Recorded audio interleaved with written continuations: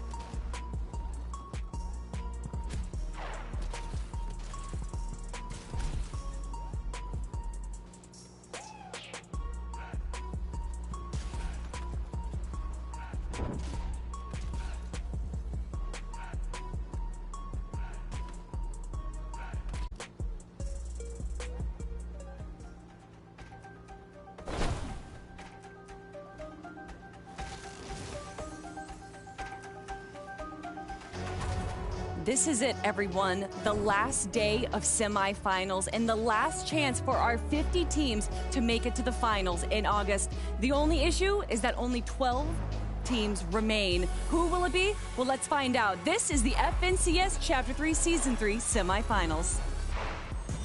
It's the last chance for the best duos in NA East to qualify for the finals.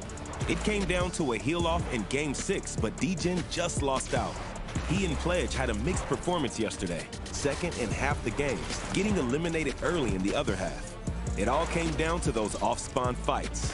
Landing uncontested in the center of the map, Knifey and D-Roller were expected to get the W yesterday. Storm Surge proved to be a challenge though. With no duos nearby, they couldn't get the tags they needed to stay safe. Will they mix up their drop spot today, or stick with what they know?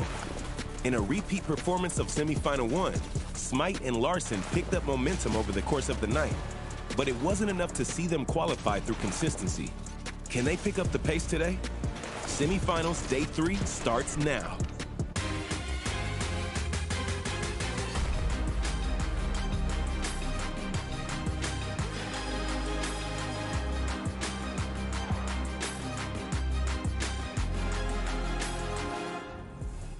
Welcome back, everyone. I am your host, Hello Kelly Link, and over the next few hours, we're going to have 6 intense games with 50 of the best NA East teams that we have ever seen. And you know what? I want to jump right into the action, so let me bring on my 2 analysts. We got Vivid and Jacob PR. Hey, how's it going? Welcome back, guys. This is it, the last day of semifinals. 12 new teams coming in, and I'm so excited to see how this is going to play out. I know, as excited as I am as well. Some of these teams, it being the last chance, that excitement could be nervousness. It could be anxiousness. It could be a number of things, but they have to go ahead and dig deep and come out with on top. Yes, aren't you guys glad to be here? Had to do it. I am sorry, but some of these players, it is the last chance for a bunch of them. So I'm sure, as Jacob mentioned, the nerves are there. We'll have to see how they play into the gameplay. This is definitely the last chance, but maybe this is the first time you're watching the FNCS and you want to know how this all goes down. Well, come with me over to this side of the stage, everyone, because I'm going to be breaking down the schedule with you all. We've already seen the qualifiers. That's where 5 teams from each qualifier have made their way into the finals, and you can see it down there, August 13th and 14th. Put that in your calendar because you're not going to want to miss it. But right now, we're focusing on this, the semifinals. That is 3 days of action, and this is it, the third one. Only 12 teams will go through. But Vivid, we got to break down the format to understand it even better. Yes, we do, Kelly. Thank you so much. Listen, the premise of this FNCS so far has been qualifying for the finals. We've been through 3 qualifiers and 2 days of semifinals so far. That leaves us with only 12 spots left to fill out that finals lobby, which will take place over 2 days. Now, check it out today, semifinals day 3. We will play 6 matches, and every single game will have a victory royale winner that will go directly through to the finals. But if teams are, they're not feeling the victory royale today, they want to play more consistently, there is an opportunity for them as well, as they can get top 6 at the end of the day and also go through to that 2-day competition. But Jacob, in order to get that consistency factor down, what do they need to do? They had to do one of 2 things. The first one is going to be through placements, 35th through 31st. You see the 4 points. Not much, but it's something. You get an additional point at 30 through 26, but the points really start ramping up up at 25th and on. That's where those cascading points begin to pile up. But that victory royale, 1,000 points, just to make sure we get you that ticket directly into the finals. But the second way is through eliminations. You get 2 points per elimination. With those Storm Surge changes, we've really seen that ramp up. Eliminations are playing a big factor here today. We'll have to see how these players play into it. But in the finals, why do they want to be there so bad, Kelly? Well, you were just talking about big factors, and we know for the teams, the big factor is the money, everyone. $690,000 is up for grabs for our NA East teams, but we want to look at that top spot. First place, $160,000. That's $80,000 per player. But every single team that makes it into the finals is going to walk away with some cash. And in just a moment, I'm going to be asking my analysts some questions about the pros. But we wanted to mix things up a little bit and have you guys ask the questions. So here it is, Ask a Pro. So the first question is, how do you keep focused with all the pressure? Through my experience, I feel like you have a lot of pressure on you in big tournaments, but the more you play, the more experience you have in these big tournaments, the less pressure you feel. Just being confident and having a good mentality about like where you're at is the biggest part of dealing with pressure. Over time, when you get more experience, you tend to like lose that pressure, or at least in smaller tournaments. In bigger tournaments, I still am really pressured. You just gotta like prepare yourself. You just gotta remain calm, like think to yourself, like being nervous isn't gonna help. Just play the best you can. If you do bad, then whatever. But honestly, just play the best you can and see where it goes from there. What is the best layer to be on in game? High ground, low ground, or mid ground? Just go for height.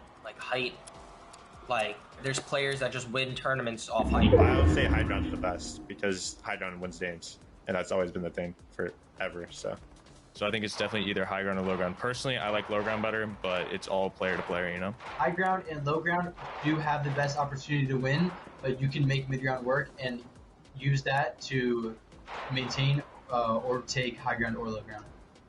What was the experience of qualifying for your first FNCS Grand Finals like? Who was the first person in your IRL life that you told? I was super excited when I qualified the first time, and I'll never forget it for sure. Qualifying to my first FNCS Grand Finals was exhilarating to say the least, but I was hoping was just lit a fire under me and gave me that drive to keep on getting through. Qualifying for my first Grands was all the way back in Season X, and it was a crazy feeling. I remember I didn't even like realize what the top prizes were. I was just excited that I got that minimum last place prize of like $2,000. I was like, dude, there's no way. Like, I was so happy. It was a crazy feeling. First person that I told in my real life were my parents right after it happens, you know, because they hear you get excited, and then you got to tell them that, you know, you qualified for a huge tournament with a lot of money on the line, and you could win big. So that's what I told. The first person I told in my real life was definitely my family. My family has supported me all across my journey to becoming a competitive Fortnite player, and I cannot thank them enough. I would not be able to be here without them, so I'm definitely the most excited to tell them as well. I just told my mom, like, she knew I was playing a big tournament, and after it I went out of the room and just told her, and she was like super happy for me. What are you most excited about this year for Fortnite Competitive? For me personally, as long as I get invited, is the Invitational and Rally. I feel like it's been so long since we've had an official Epic LAN. I think it was World Cup, so I know everyone's super excited. 100% the FNCS Invitational LAN. That is the most important and exciting thing, I would say, this year that's been announced. What I'm most excited for is the Fortnite Invitational, that if you place in this FNCS upcoming, then I'm pretty sure you get an invite. So I'm really excited for that one. I need to place in this FNCS to get an invite. So, yeah. I'm most excited about LANs coming back. I unfortunately wasn't able to go to DreamHack Sweden, but I'm hoping to go to whatever LAN comes next.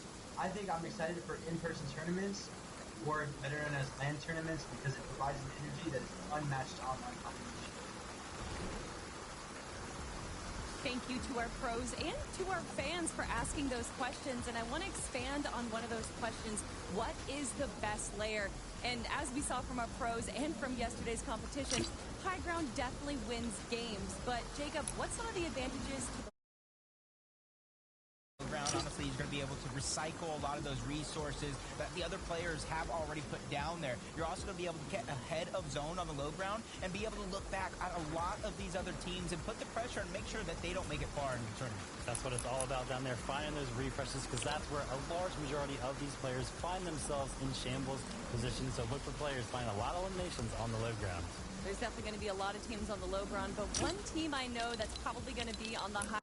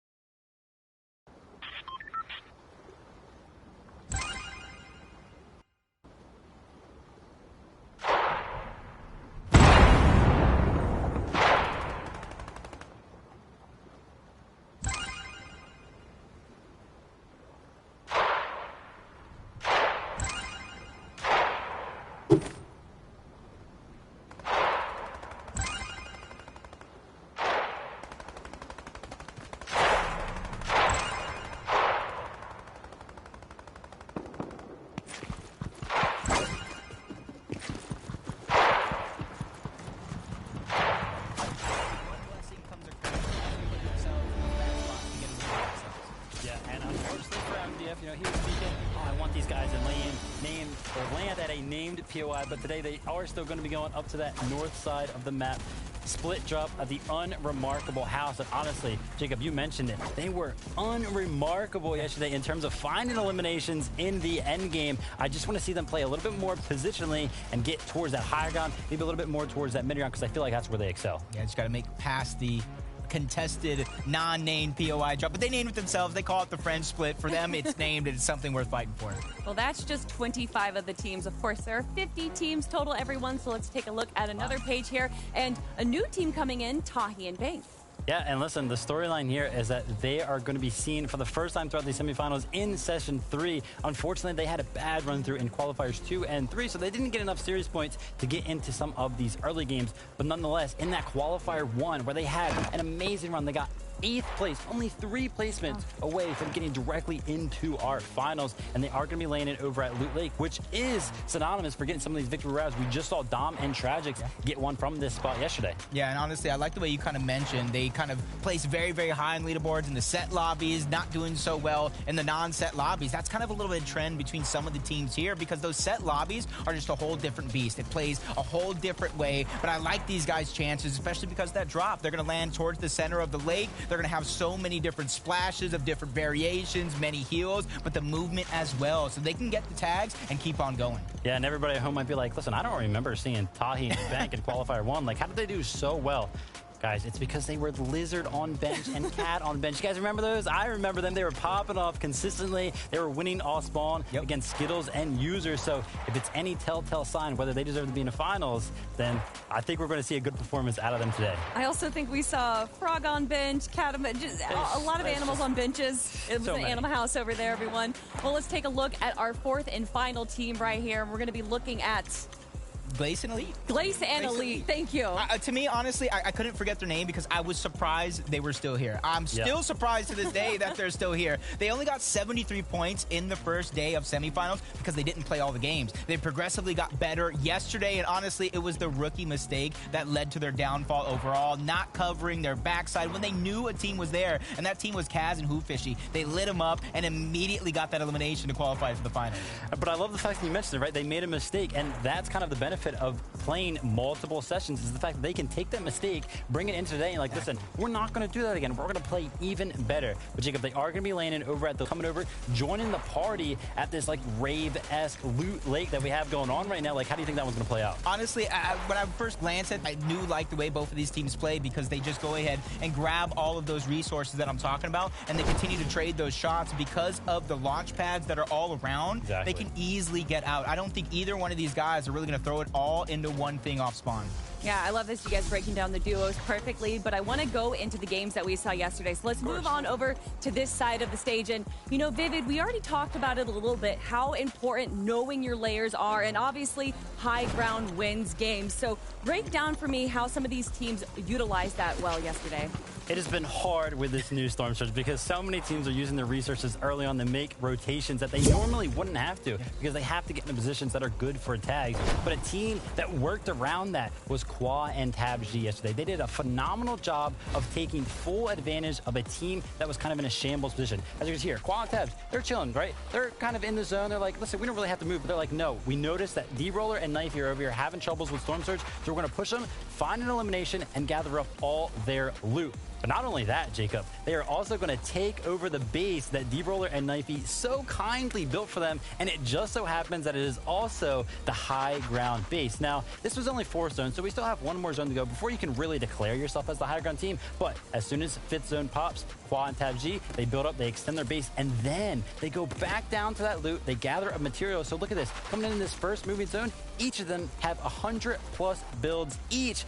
And then also the grapple gloves, which they also use to actually gather up materials. So throughout this entire end game, they actually did not have to get any refreshes. As you can see here, only 2 eliminations, and they were able to ride this game out for that victory royale. Yeah, I like it. Not forcing any plays, using every tool in their tool belt. That's what you got to call optimization at its finest. Even when they were threatened, they knocked down their own build just to make that player fall into their hands, and they cleaned them up. It was like taking candy from a baby on Halloween. And then finally there, Glacier like, listen, you guys have been on high ground way too long, but unfortunately he was only a solo at that point. Yeah. No match for the duo right there. But you're like, Vivid, so many of these teams just don't have the materials in that mid game to suffice to build up into the high ground and have it for the rest of the game. But one team that knows that is Aaron and Knaves, right? So you know that the high ground team is not going to have that many materials. So what does Aaron do? He finds an elimination on the Fabled Taco right here, instantly makes a move for that refresh, those materials that were just dropped by that player, and then not even 15 seconds later, look at him.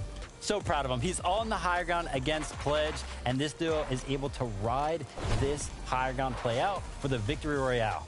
Yeah, it's kind of like that scene you were talking about over there, the multiple second, third place finishes for Degen and Pledge, and that goes another example, just falling short each and every time in those moments. But that's why we give them 3 chances. Yeah, and I mean, that's a perfect breakdown, Vivid, and I can't wait to hear from you, Jacob, because you're going to give us the Blake breakdown? Yeah, honestly, it's a perfect example of adapting game to game, especially in a format as volatile as the semifinals. You win, you go in, you can get top 6 through consistency, but the longer you play in the semifinals, the more anxious players may get. So you can see this is going to be a map of game number 1 of Blake and Vert. They land uncontested over towards Condo Canyon, and look at the zones. They pull all the way west. You would think no trouble for them too early on that first zone. They're going to be close by, and they make a quick rotation on over towards Chonker Speedway. Remember this rotation towards the left side of the zone because they make a very, very similar rotation in game number 2, but they're always staying ahead of teams. Unfortunately enough, this game they got second because they wasted too many mats going through that minefield of players towards the low ground.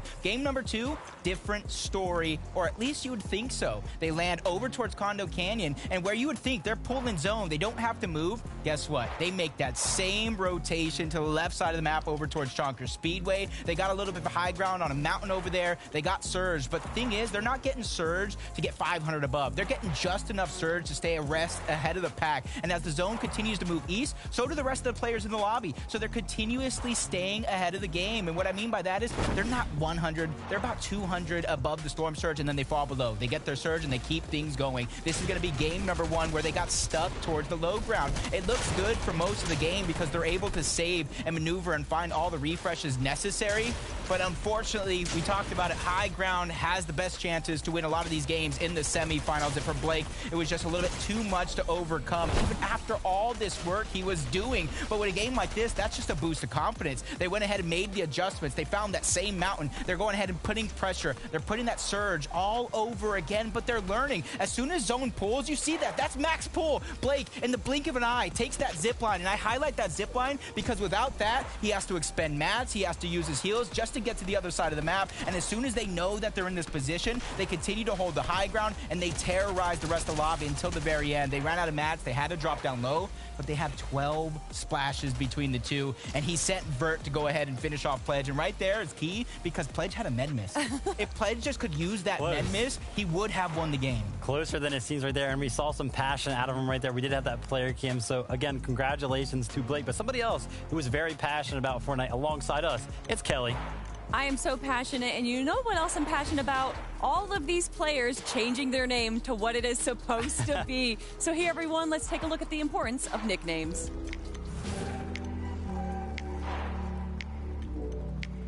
So my name is Kanata, and my name comes from a Canada Goose jacket. I don't know, it just came to me. I was just like, oh, Kanata or something. So my current name right now is Mega. I started off with the name Mega Troll 457. I was just like a huge troll IRL. And then as I got into the Fortnite scene, I realized that like I was doing somewhat good and I can't have like a professional name named Mega Troll 457. My current in-game name is 33NaniYT. Nani comes from way back in the day. I was a big fan of Myth, and for some reason I'd say Nani a lot. I thought the word sounded cool and just rolled with that, and it stuck. My current in-game name is Elite NPen. NPen came from a combination of my first and last name. My name's Voyle, and the only reason I chose it is because it's a 4-letter name, and I thought it looked cool. So my in-game name is Blake, and I chose it because whenever I was born 19 years ago, my parents named me Blake. That's it. I mean, a name is definitely like the most important thing of a player. Like, your name definitely has to be a little bit unique. People undervalue how much advertising matters in terms of the leaderboard, and making your name something silly or not professional can definitely hurt your brand. I feel like it's really important to have like a name that people will remember you as. Choosing a name that separates yourself from everyone else is huge for branding. I think what makes a great name is something that's obviously easy to say, looks cool, sounds cool. I would say a great Fortnite name is not something like too long, I would say, but like a good like saying. Like, there's no numbers in it or something. Having a great name on Fortnite would definitely be like a shorter name in my opinion. Something really clear and easy to say. I can't. I don't even want to answer this. This is so bad. My name was the man, not child. Yup, that is bad. The only other name I've had ever was Icy Waves. I don't know why. I chose it when I was like 12 or like 11. Whenever I started off in gaming, I made my name Blake PS because I got a PlayStation, so I just added a PS for PlayStation at the end. Whenever I got signed, I was like, I'm just gonna make it Blake because it's way simpler and way better, and then I don't have to explain what the PS is every time. I used to have it as Spiky Meme. Yeah, we don't talk about that. It does feel good. Like, you see your name, you're like, yup, that's me. That's me placing it up there. I never thought I'd be up to like where I am today. We started showing up on the leaderboards and it was just mind-blowing. I did not expect it. I never thought I'd see my name like at the top of the leaderboard before, but now that I'm like this far into my career, that's all I want to see. Yeah, I definitely think my name is going to be up there. You know, I've worked a lot, put so much time in to become the player I am. It's pretty surreal seeing your name up against players that you know are super good in your region. You take a step back and you look at the leaderboard and you're like, wow. I think seeing my name against people like Uga, Mero, and others gives me perspective and showing me how far I've come, as well as how far I need to get. When I first started playing competitively, I was like fans of all these people, and now seeing my name up there with them is a crazy feeling. As always, thank you to our players, and there's some great names in there, but do you know what my 3 favorite names are? Brother. They're from our in-game team, everyone. Let's bring them out. We got Mini Miner, we got Monster D Luffy, and we got Shio Wager. Feeling it. Yeah, it's going to be great. Final day. Kelly, Jacob, Vivid. It's a good one. And so good to have you guys here. Mini Miner just coming off of EU. What an insane set that was. Yeah, it was really, really crazy. We had some crazy plays. Vaniac was the solo clutcher on that region. Hopefully see more of that on NA East. Oh, we definitely will. And I know you guys are ready for the action. So let's just go through our predictions real quick, everyone.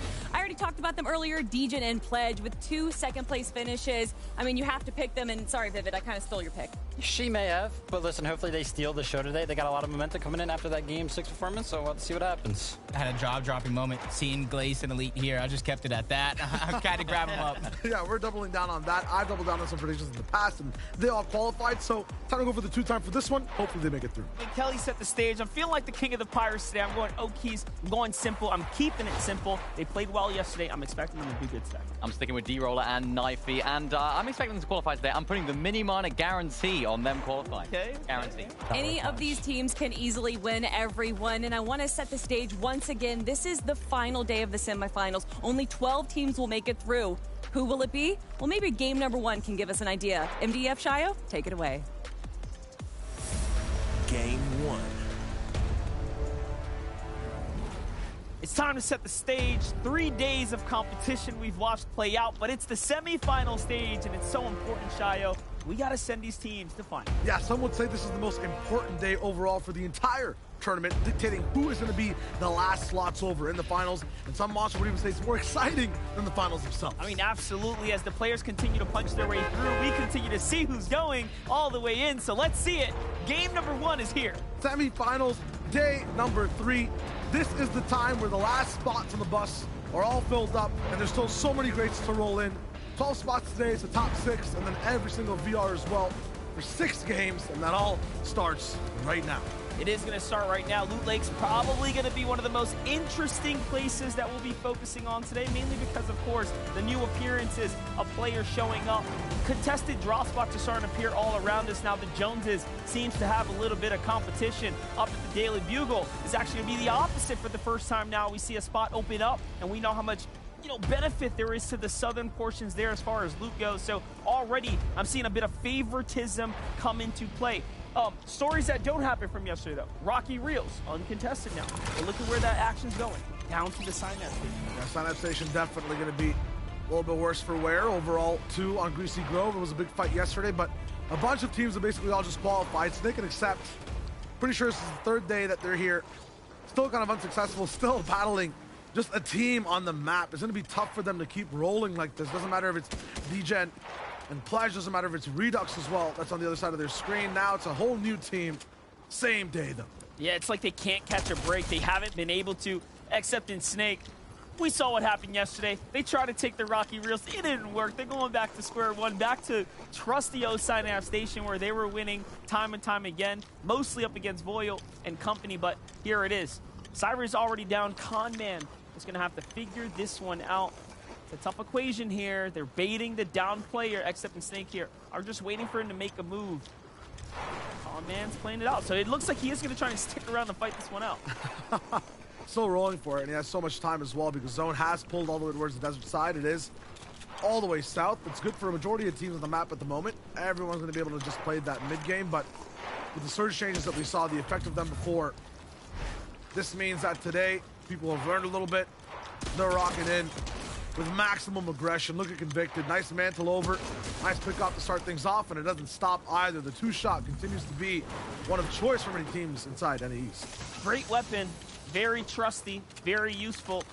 And for most, they'll be running it, but it's, of course, a toss-up with that striker. That striker equally devastating. Here's Slacks and Clarity G over at the Reality Falls. Now, what's interesting about this play right here is that they're contesting an area, playing off an area where I'm looking to pick for, right? I got Okis, I got Simple as one of my highlights, and they are one of the teams that land this general area. It seems like they have actually been migrated out, maybe forced out because of the other players that are now in this vicinity. So already we're seeing adaptation come into play. Too much space to handle for the moment, but you talk about teams returning to certain spots. Tahi, Bank, they're rocking through. Unfortunately, when it came to just the qualifiers, they didn't really have the truest of times over at the lake. They won a little bit. They also made a few end games and played slightly well. It wasn't consistent enough to make them go all the way towards the finals or even be in here in semis on the earlier days. So now we finally see them again. A force to be reckoned with as long as they stay uncontested. Rihan wanted, second day on the job. Looks like they know what the parameters are inside the office, but haven't landed much damage yet. Let's see if they learned anything from yesterday. Today, though, of course, a new problem. K-Bird's and Yuden right now playing defensively, back against the wall. No shield for the teammate. There it is, a great counter fire, but both sides get punished. Rihan swinging around the side here. Wanted makes for the call to disengage. They've already spent a little too much for them to be comfortable in the distance. A team rolling up. Does look like there's someone else that want to put their input onto the Shuffle Shines battle going down. Yeah, he's rolling in. His teammate's way far behind him. Hope he knows that there's a team right below. Pamsto Fatch, I think just like Slash and Clarity G, teams that many would predict to just skip the semifinals completely. They're still here. It's day 3. Last chance to lock it in and qualify. This is a strategy, right? We've seen them farm the same exact spot over and over. This is where they get both of their max metal out. So it's a repeat performance for them. So far, so good. Not looking to change anything too drastic from yesterday. Yesterday, they had somewhat of a winning formula, but we talked about it. It only takes a single game when you're on pace to fall behind, and their average placement was just that. Lace and Elite, very similar situation. That final game was the single game Monster's talking about where they made a mistake. A little bit of just hindsight errors. Didn't fully replace a wall inside of a box. Got beamed over by Hoofishy and Kaz. Jacob also broke that one down.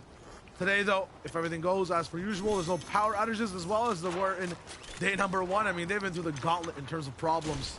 This has to be where they lock it in. Yeah, it is crazy. When you start looking at their story of the weekend, it really has been difficult. Knifey and D-Roller, one of the teams that was very much in the business, but found difficulty come the mid-game. And again, they play it a little old school. And by old school, I mean like a week ago. They base up on a nice mountain, and they really try to play for tags, as opposed to being one of the teams that box dive. Here's P-God and Zapoxy. Big appearance for P-God. First time, only chance right now in the semifinals to make it through. We know a lot of people are rooting for this duo. See if it's possible for them to really lock things through.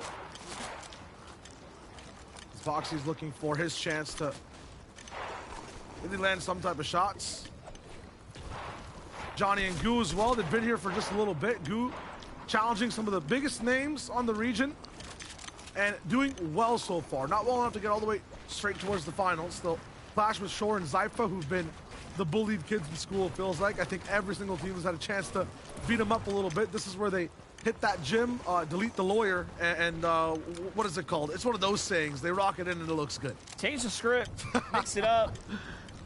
When in doubt, just blame somebody. I'm sure Zypha, they're trying to do just that. Let's see what they can make happen today. Again, before we start gearing up for the Chewy, almost had it yesterday. One of 4 teams or so that had just the question mark on the last game. We saw so many players, so many teams meet their demise, all of course under different circumstances. Look at this strategy right now. Mason and Enpen, team that lands north typically of the Rocky Reels. They'd be in that position inside the Rocky Reels area, but DJ's going to find a couple free tags here. Let's jump on over to the battle at the Synapse now. This is going to continue. This is a continuation of the early game elimination from XF. Snake now trying to finish the deal. Common man on the other side, nice big tag, 2v1. This should wrap up in just a second. Just need that one key shot to rock in and crack the shield. Snake will dive in the box for it. Nice replace as well, except right behind him. I like the synergy between these two.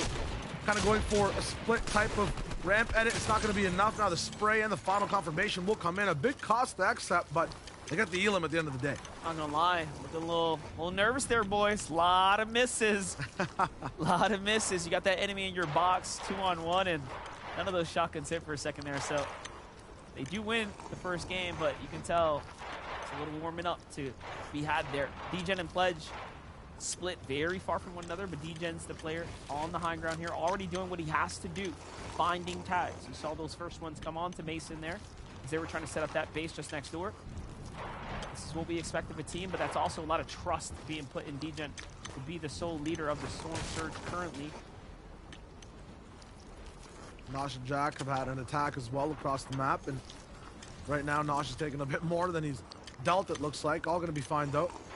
So many different bases means there's actually a lot of ample opportunity for both these players to go for hits back and forth.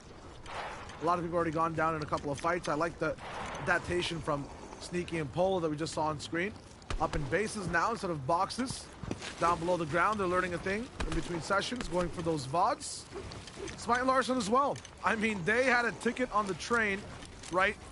A cart all the way at the end of the tracks, unfortunately detached. They were one placement off qualifying in session 1.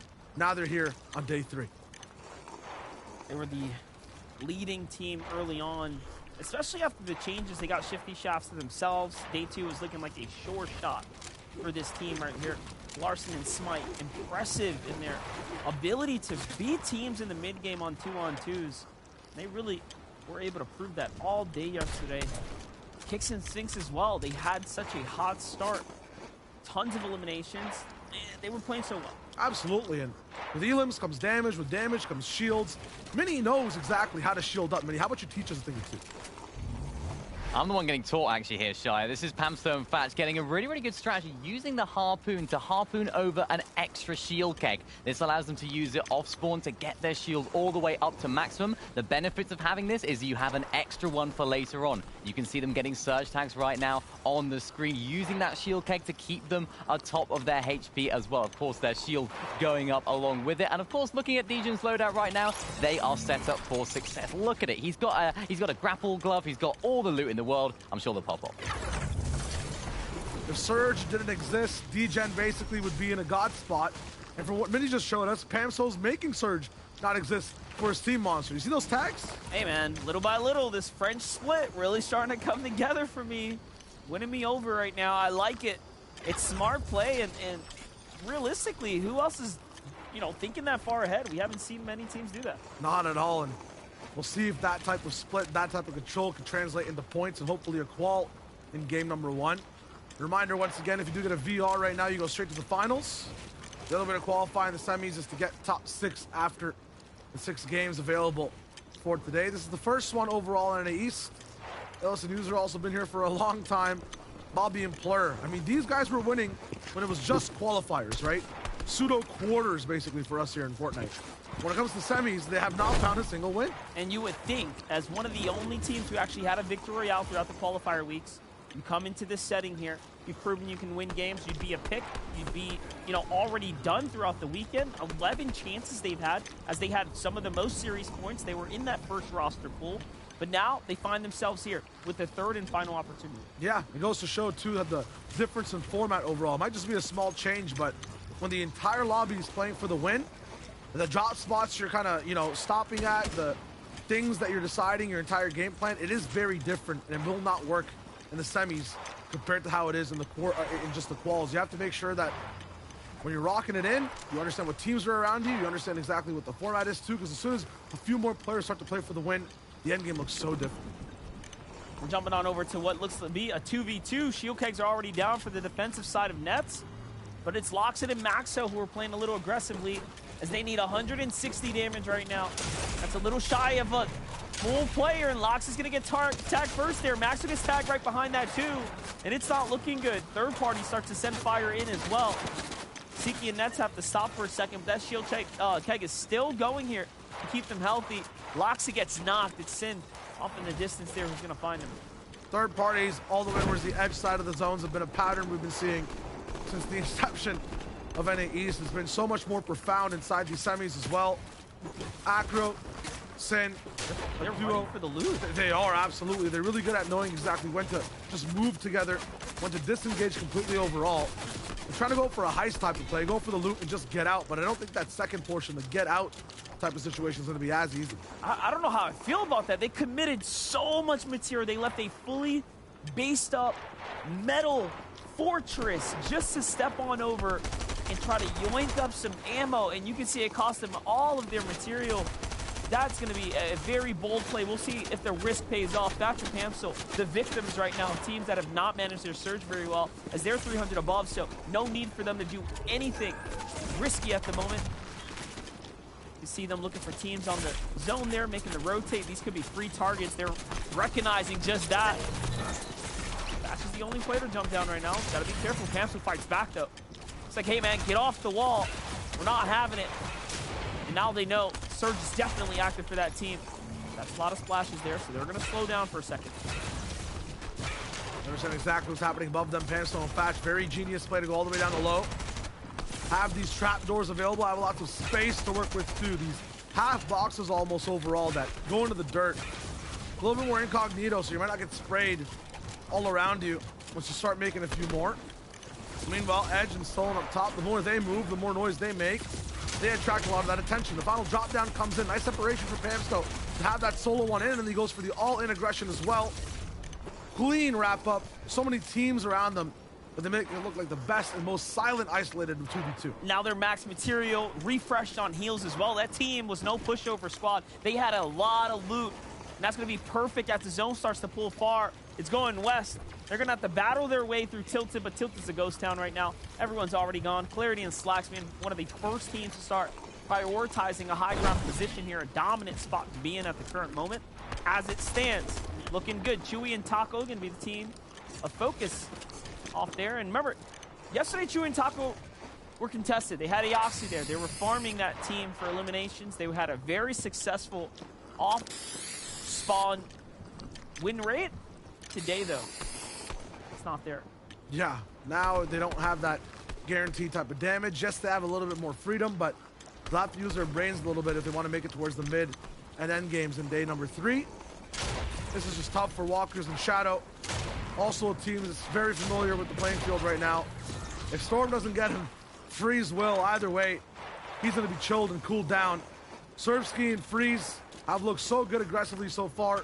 Consistency-wise, though, haven't really hit the mark. Serbsky, one of the players with just elimination, I think almost records, just really good pop-offs in yesterday's games. He's here once again with 8 points. The team has 2 eliminations right now, looking for a few more. Van Cravens are going to fall there. Zapoxy down, P-Got down. Now Phaser and Curly Baby are 4 below. So that team, great tags there. Okay, that'll keep them in the game for now, but the surge was too late. Damage is already dealt. Curly Baby gets taken out there. They find themselves slipping down furthermore now into steep slope here as Phaso has to pause down and battle his way while currently inside the storm line here. And look at what's below him. The remnants of his duo. Nothing really there to play with, and he's just got to ditch the loot. Got 5 damage per tag. Gonna build a little monument. R.I.P. Mr. Phaso. Slacks and Clarity are kind of in the same situation as you, but the end of it hasn't happened yet. Clarity, gee, he can see everything up top on Sky High.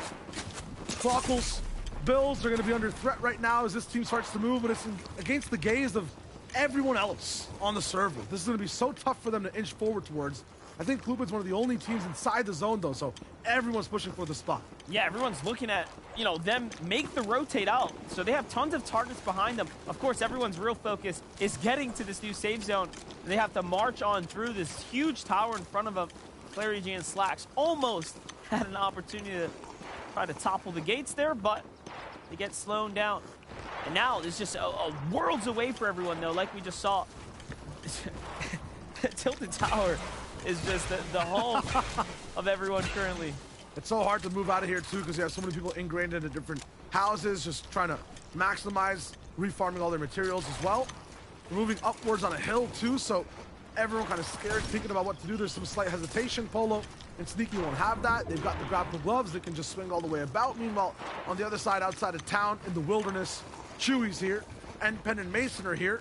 2 big teams that like to survive for a very long time. With Surge, though, they might be forced to fight each other in just a little bit. Chewy follows Taco as they find their way in the zone. Half material, good heals, and slightly above the Surge. Great spot to be in currently, but they will have to fight a little more. The current threshold, 44, is where we have to get down to. That's about 8 players or so from the current situation that the Storm's sitting at. Meanwhile, on the outer edge, here's the problem. players are facing. A large funnel as the little piece of land continues to play as one of the only natural areas to make a push through, and a Minish and Spark G jump into a box, but they get greeted with the 2-shot, and the Striker with the turnaround. Spark G manages to clutch up in the end, though, and that puts them up to 3 eliminations. There was Plur and Bobby who get to fall there, victims to Spark G's shots, and he will stay alive for now. He's gone, but he's rotating with Jack and Nosh right below their builds. He has to elevate up. Jack will find him. First shot, good. Jack sleeping at the wheel. Spark G, the cyclone of damage doesn't stop spinning. He's still going in these boxes. Not sure what happened to Jack. Nosh not happy about that one. That's just tough to watch. That's what happens when you use the Combat SMG to break through builds. You literally watch Jack jump in with the Combat SMG and then realize it's empty. Switches to the shotgun. Too late. He just gets hit big time and put down. Nosh now is probably wondering, so confused here. What happened? What do I even do? Do I take the one-on-one? Possibly, right? You need those points here. There it is, looking for it now. Spark G on the run. Spark G has racked up so many different eliminations this game so far. He's first place overall, almost with 15 points. So we'll see if he can just keep racking that over and over again. There he is, moving in. Sneaking in front of the two. Half-half's very close by. A bunch of the teams on the server actually have classic Fortnite. This is not really a classic spot I see these two in. Usually they have a little bit of a, you know, fight for height. They're looking good up until half and half. Trouble in this first game. Very low-key, snake in the grass. Oh, I was going to say, looking to sneak up on someone, but there's someone behind the wall. They were waiting there. Not that low-key. He was wanted and revised there. Nice enough for them. So in Giants, new Team Rock. Good run already. Matt's not looking too hot though. The loadout, potential to maybe swing in a box and do something big after the fact. So in Giants now have to move. Sus can edit on him, but he's getting pressured himself. The beam will come in. Giants will pick it up. Huge for the siphon for the man. Not sure how many mats are on a solo, but ooh, it's enough to keep the game rolling. Meanwhile, Wanted, his reign continues. Bank now in the boxes. Illis is gone. So a bunch of these top name teams that like to take height or have control of the biggest layers have some room, have some power. And although Poopid got just hit in the head over and over again from Clarity, he now has a little bit of clairvoyance as to what to do next. That stay secure, stay resilient, be observant of what's going on around you. They're trying to hold height now, Monster. That's right. You got Quacko up there holding it down right now with Plu as well. Poopid, they're looking pretty good here. This zone's going in their way. It's going right back north. It's also going to be very, very good for Spark G, whom, by the way, is still alive. He's a solo in the low ground. It's going to go right past their old build, so at least they'll be able to extend this solo opportunity. And mind you, we're underneath 20 duos, so this is crazy. There's a lot of placement points being earned right now. For Wanted and Revise, their momentum kind of stops. Revise ends up going down. Meanwhile, Freeze and Serbsky, we've seen what they can do once they start to get a few eliminations inside the 6th Storm. They've gotten 2 right now. They're looking hot, ready to go. Tahi and Bank also on the run. Kicks and Sphinx beside him. 2 top teams. The harpoon grab not going to be possible for Tahi. Free rotate though. He's found it. It's treasure on the beach, and there's so many other teams hounding for it too. Only so many shovels, only so many spots, and Tahi and Bank will find one. And what's crazy about that, all those players trying their best to save material. They don't have much. You can just see them going on foot, willing to risk it all just to get a couple paces ahead, and it pays off, at least this time. Spark G, however, like we said, he should have been okay. That zone favor is going to work out for him once again, so it's pulling back and forth the way that he needs it. This could be that big game to set him up. Meanwhile, on high ground, New Kings up top. NPen and Mason get to take a chance up here, and they're at 6 elims. They're absolutely running the lobby currently. They're tired of playing these semifinals. They've been here for days. They've looked at the quals and said, okay, what can we improve? Not much yet. We just have to execute right now. Ty's the one that gets executed all the way on low ground. Old trade slacks. Clarity will be able to escape. I'm looking at height, though. They have such a big advantage in this spot. Low ground pulls all the way over on a hill. That's why Polo's lost in the sauce. He finds one elimination, but it's not going to matter for much for now. Graf will go also left behind. He elects to use the med mist. Sphinx also lost here. So much loot. So many duos split in half. It's a solo game way out in the wild. Look at Mason and NPen on height, though. The zone, such a blessing. They've capitalized off of it. They haven't stopped the pressure. If they stop Acro from moving, they should be fine. Pamstel also can't move unscathed. The team that could fight NPen and Mason at the end has to find a way to reheal. Patch is down. It's all up to Pamstel now. Look at this. He's climbing around. He's looking around. Big shot there, but Plupin comes in and puts down Pam and then gets traded out. Meanwhile, Mason's still fighting right now. They somehow lose high ground. It's Sin who's going to battle it. It's Acro, but the tag is good, and Mason is now on the throne here. He is sealing the deal with the finish, and he needs this siphon, but the push comes in from the other side. Sin's getting worked right now. One tag away from finishing things up, but that stays 2 for both, and there it is. The trades are good. Mason does not want to let go, and look how far he'll go to stay inside this game. Sky High has the builds for the waterfall, but who can see the current coming? Grapple glove tech. You love to see it, and it's a silent drop to fall, so he gets a big shot on the Serbsky. This man's mind absolutely working on overdrive. Another shot as well. His shot following through. Damage is there. A solo on height. There's only one duel left. It's Chewy and Taco on low ground. Another team that wants to get rid of themselves from these semifinals. And we've been here before. Dejan and Pledge is another duel as well. So 2v2v1 on high ground. Mason, armor wall comes down. This 2-man team right here has an important decision to make. If they don't look up now, it could give Mason the opportunity to snipe this all away, which is an almost near impossible feat. But up they come. Taco comes into the box. They get dropped down. Dejan, Pledge managed to get away with it, and now Mason has to fight the 2v1. When he gets trapped in a cone there, he's going to have to reevaluate the situation. Now down to just 7 builds. It's all or nothing. No match to fight. No util to drive. He has to find some miraculous shots. Dejan and Pledge are all over him now, though. Spray in, shots through. It's tough for my man Mason. Up inside the waters, Pledge can still breathe. And the air smells so fresh all the way up at the finals. I mean, I was still nervous for a second, though. You had Pledge swimming in the water, enjoying the breeze, but he didn't quite have the elimination just yet. Luckily, in the end, he does hit that shot as he had to reload the striker. Lucky for us, though, we get to watch him back one more time.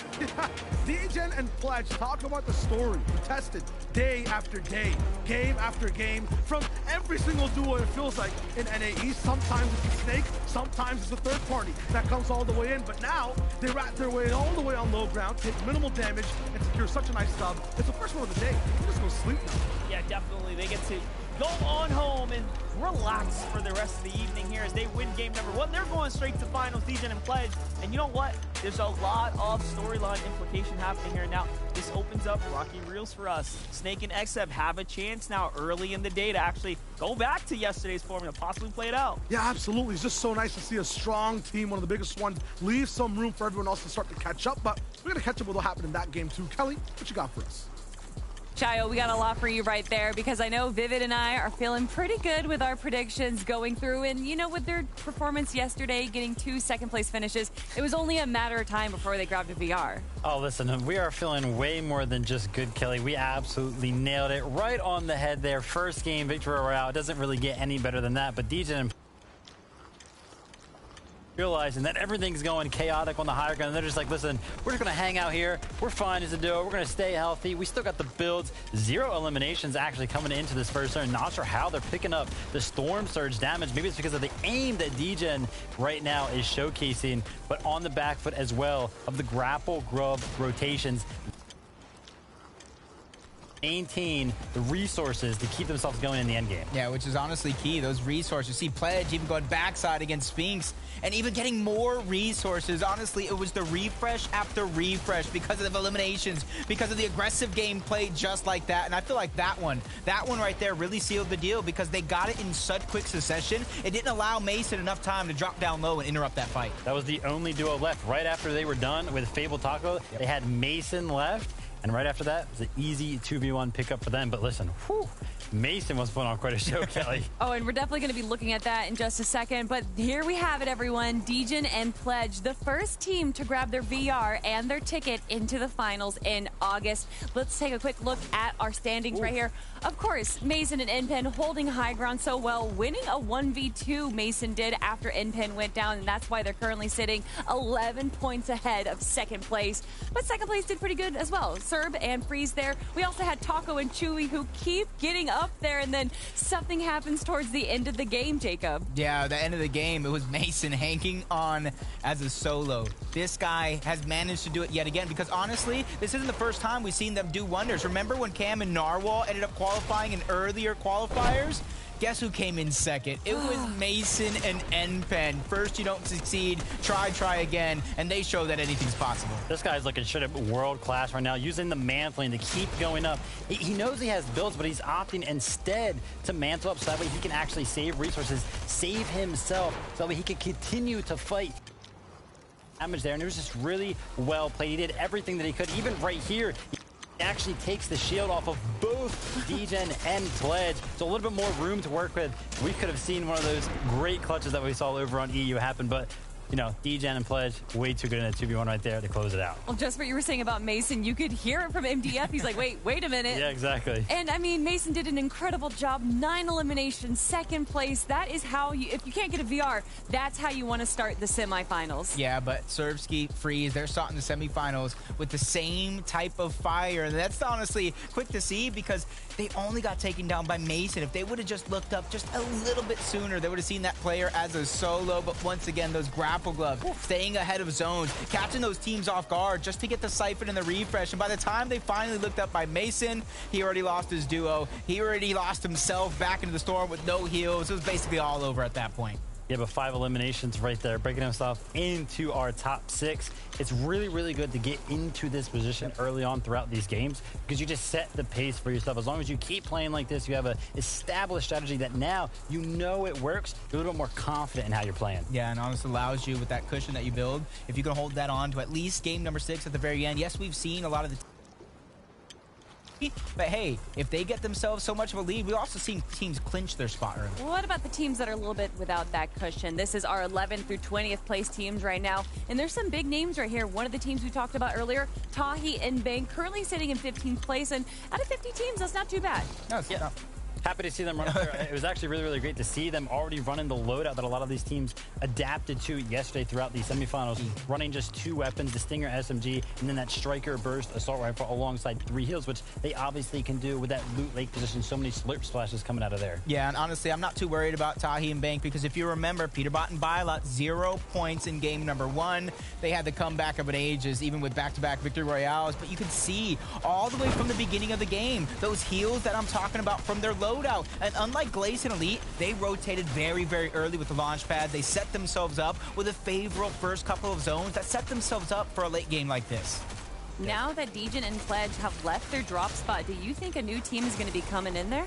Every 100%. single time we've had a team qualify through a victory royale, it usually ends up that drop spot is now contested. There's usually like 2, 3 teams that want a piece of it, so we will have to see what happens. Rocky Reels is a very good drop spot. We also saw Dubs and Rokane qualify out of there, so it has a good stat sheet so far, and then those grapple gloves, everybody wants them. Oh, yeah, we saw the use from the grapple gloves as well. I mean, incredibly a good player. They're able to stay at the front of the zone with that. So obviously a pivotal part of the competition, everyone. Guys, it's time. We got game number 2 for the semifinals ready to go. So let's head on over to our casters. It's MDF and Shia Wager. Game 2. Mason, Degen, Chewy. Some of the GOATs in the session right now, all making it to the top 3 in that endgame monster. If this is how it goes today, who knows? Maybe have some just banger games overall. Yeah, we definitely are in for some more surprises. It's just the beginning. That was only game 1, of course, to kick us off in the right direction. Couple clutches, though. Spark G, he's my pick right now to be a surprise of sorts. I didn't expect that much. Yeah, it's just not about the win. It's about being consistent as well. If he's getting so many eliminations every single game, rising up the ranks, it's like 6-4 just for him solo. That should be looking so good for him throughout the game. Yeah, definitely. He's got a spot to play off of it as well, so we'll see how his contested area ends up playing out. But, of course, other players that have new issues. Taco and, of course, Chewy at the Greasy Grove. You saw what happened there. The finals this time around, the semifinal stage, they are not contested. It played into somewhat of a troublesome mid-game for them as they have themselves below the Storm Surge. Also, big question, what the Pam still doing right now? Because this is a big boy in this next game. That's right. We're jumping on the battle bus here. Let's see. Up at the north as we start to see the lighthouse. That is actually the Pam still in Thatch territory. Now coined the French split. We love to see it. Got to give them all their credits and flowers. They've been playing well this weekend. Yesterday, of course, falling just short of where they wanted to be. Absolutely. This is their final day, their last chance, and that chance is getting ever so slimmer each and every single game. We went from 6 now down to 5 left overall on the day. consistency matters. Winning matters as well. Stacky's on their drops.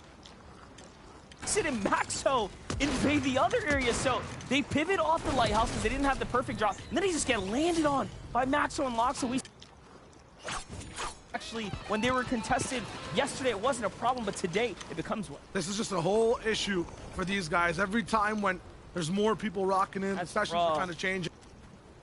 For the teams that are still in the fray, especially on these, outer spots, you were mentioning it, for Panso and Fatch. If you don't have one of these big POIs, anyone can come just driving by. And you think XM and Snake would go to Rocky Reels, but they're like, no, we got 2 elims here last game. Let's try to play for that again. Let's do it again. And XM Snake do manage to have that high ground position, the key spot here, so the better drop. Now, getting the health advantage as well, but they are, of course, going to fall behind on mats the longer they take. This fight, we know how long it can actually go. In a 1v2, it went all the way almost to the second zone. So, Conman at least, we know he has it in the tank to make it hard for Xtep and Snake. We also know how much timing matters right now inside these semifinals. Xtep Snake is dope to win Synapse, it's dope to win the fight. You need to move across the map. You had this exact zone. It's almost a mirror zone. It's kind of a little bit more over to the left overall on the map this time. But the south almost looks the same. They have so much control. They have the time. If they overuse it, though, they will not find more players. They will not get more surge tags. They will not gain control of any more territory. All those things really bad for your chances to make it very far in the game. Yeah, that's right. There are definitely pros and cons to, of course, being contested and waiting out that early game. I guess one thing we can start to look at as well is, you allow the other team to heal up, more damage to pick up. That'll definitely play its own weight. Here it is, Blizzinson on the other side gets to jump on over to the Joneses. Trusty contested hot spot. It's contested last game, continue to be battled for here. And now, Blizz looking for control right now. Convicted though. The team that had a much better performance last game. A top 15 is impressive. 2 elims taking from 15 to top 10. Game number 2. He's got some moves though. He's going. That mouse is flying all over the desk. Look at that edit too. Knows exactly what's going down. The triple is not going to connect, and he will fall all the way down. The pressure of being on screen, it seems like. He has to be running now. Just one build to be able to play with. He almost had that triple edit all the way towards convicted. Shiesty would have been in trouble too now, but there's no builds on either side of this fight. Don't worry, Fortnite fam. He doesn't know he's on camera. It's just not actually giving them extra pressure. Shiesty though gets a good angle and sends mega damage there. And the only reason he went down was to play for those mats. Look at that. Getting punished on high ground. Blizz finds the angle onto Shiesty and he gets big damage in. Convicted now. Has to turn this one around here to clutch up, and he does. And all of a sudden, fragmented duos are everywhere. Punishment on all sides. This turns into a 1v1 plus 1 on the outskirts. This is so tough overall for the side of Sinks and Blaze. Wanted and Revised, so good at being the ones to third party, find advantages all the time. They come in stealing even more. Sinks, he goes for the shield play instead of reviving a teammate. I wonder if that will pay off, because right now, in just a little bit of a moment, it's going to be a 1v2. This is crazy. Wanted is like hunting for the team down low. He knows for an absolute fact they were somewhere here. They might be here. But he shows up without Rehan. Rehan's moving in very, very late. Plurk, who got taken out very early last game, in the mid game, to the hands of Spark G. Saw how that all played out. Big, big exchanges. He's going to find his full set of elims here as a fresh 2. On the coast, potentially Loxit and Maxo. No, it's Dauda and Bryce who are there looking inwards. No fight's going to break out just yet. They're just going to farm some tags if possible. But let's get on over to Wanted and Rehan, who should be hunting for the elims here. You can see all these cones, all with wood as well. They can kind of realize that, yeah, something's been reformed. There should be a little bit of a surviving type of roach hiding down below under the floorboards. It's in the form of Sinks, who's done a really good job at surviving so far. Double SMG in the builds, or in the loadout, excuse me, alongside that striker. If it is a 1v1, he can pack a punch. Rehan now kind of getting affected by Revised outside. Gonna be tough for him to oversee exactly what to do there. A bunch of these outside teams really having Mason and Penn that a taste of the finals. They were right there. Maybe their head peeked over the clouds. They got dragged way back down. That was crazy. He had a chance. Saw the light at the end of the tunnel. like you said, just got shut down. Serbsky and Freeze, though, in a battle here once again. See exactly what they can do. A lot of eliminations in that last game. Lots of questions to be answered in this game, though. How does Rocky Reels look like directly off of spawn? What does it look like for some of these players who are like in the god loadout spots, like D-Gen was last game? Miniminer also pointed out last game that D-Gen had such a good loadout. I basically said if Surge didn't exist, they'd win off of that spot. They won the game anyways. Chewy and Taco, really nice to update with them too. The third place team, looking fine currently. They're in one of those top spots, but I don't see a loadout like D-Gents. We still have no idea what happened at Rocky Reels. This is the first time we get to see that team play out with being effectively uncontested, like completely uncontested. They're playing big towers on the mushrooms there. They're in a low traffic area. They're not going to find too much, so every little opportunity you have to take the maximum advantage of. Meanwhile, down south, the fight of Xep and Sin rages on as Conman jumps into this battle too. So he's a new piece of the equation. There was already a clean 2v2 happening here. And then you have another team that jumps in. That's due to the hands of the grapple gloves. You can see how desperate players are willing to use those just to get here. Snake spots him. Spots the second one as well. They're on the heels of this opponent. It's tough from Nettis are really rocking through. They've got him trapped way down into a cave. Hopefully doesn't use all the charges of that grapple. Left or right, they'll split up for now and try to find a way all the way towards Conman. It's Elite, NPen, and Mason that are here right now.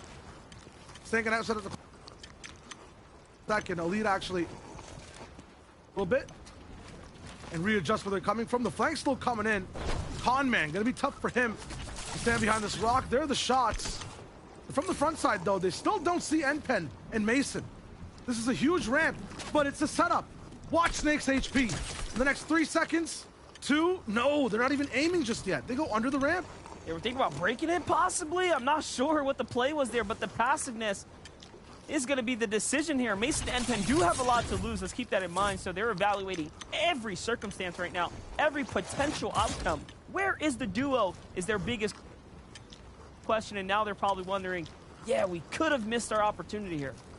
Xep's gonna see him as they walk up that ramp. Sometimes you don't look at exactly what your duo's doing, though. You understand that safe, or just that space is safe. And there's the beam onto Snake.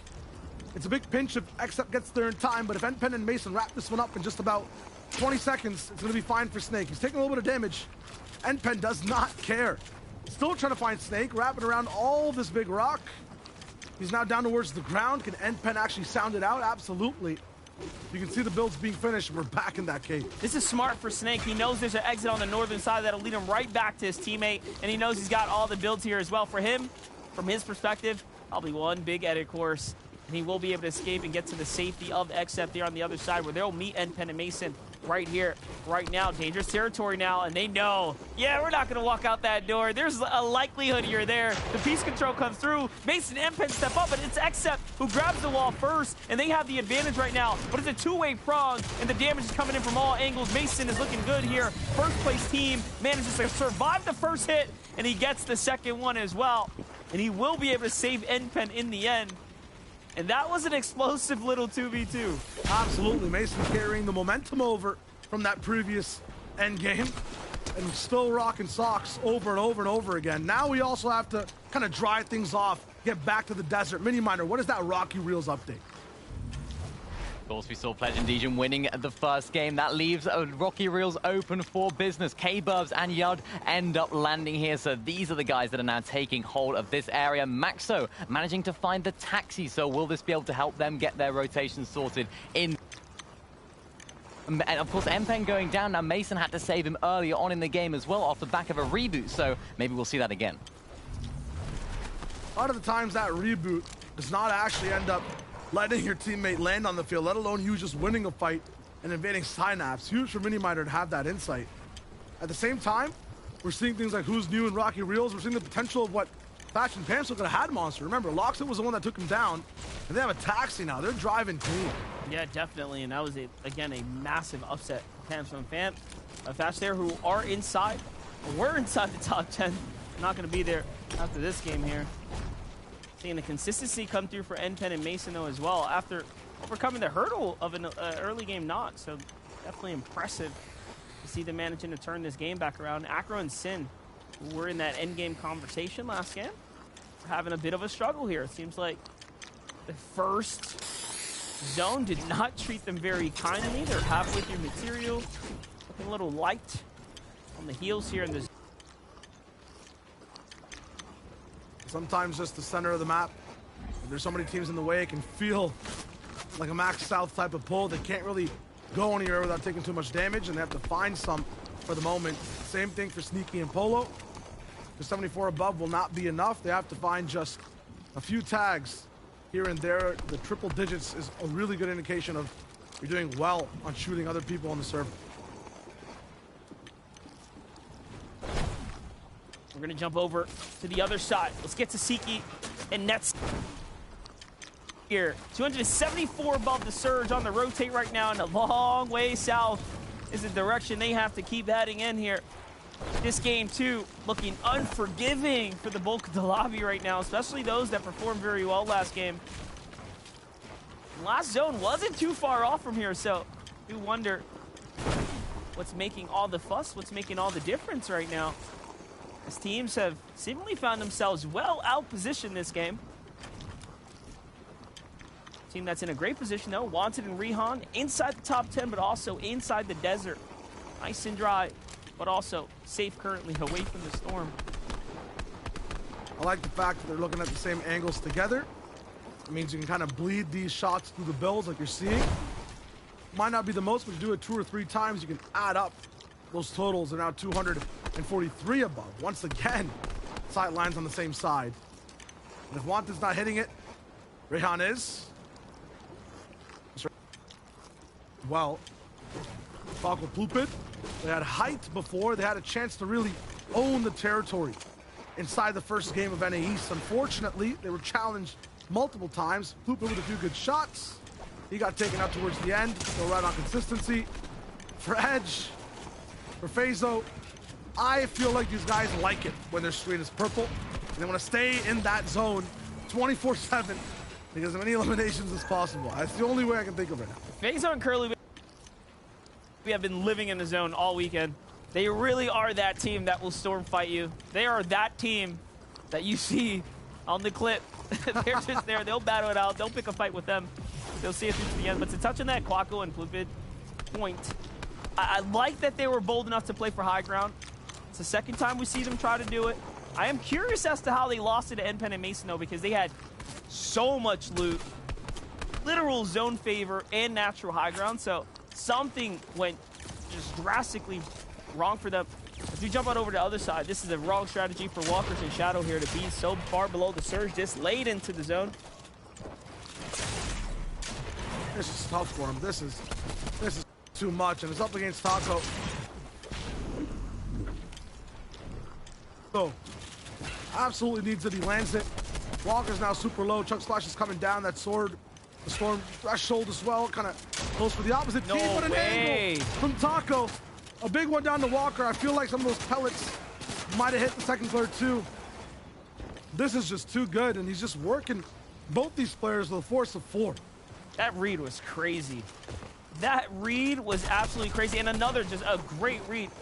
He just knows exactly where these players are. Very smart. Game sense kicking in. Fable Taco just has to hit a single shot, grabs the wall. He's fast with it, doesn't even miss to get it. Shot bleeds through the bills on the retag.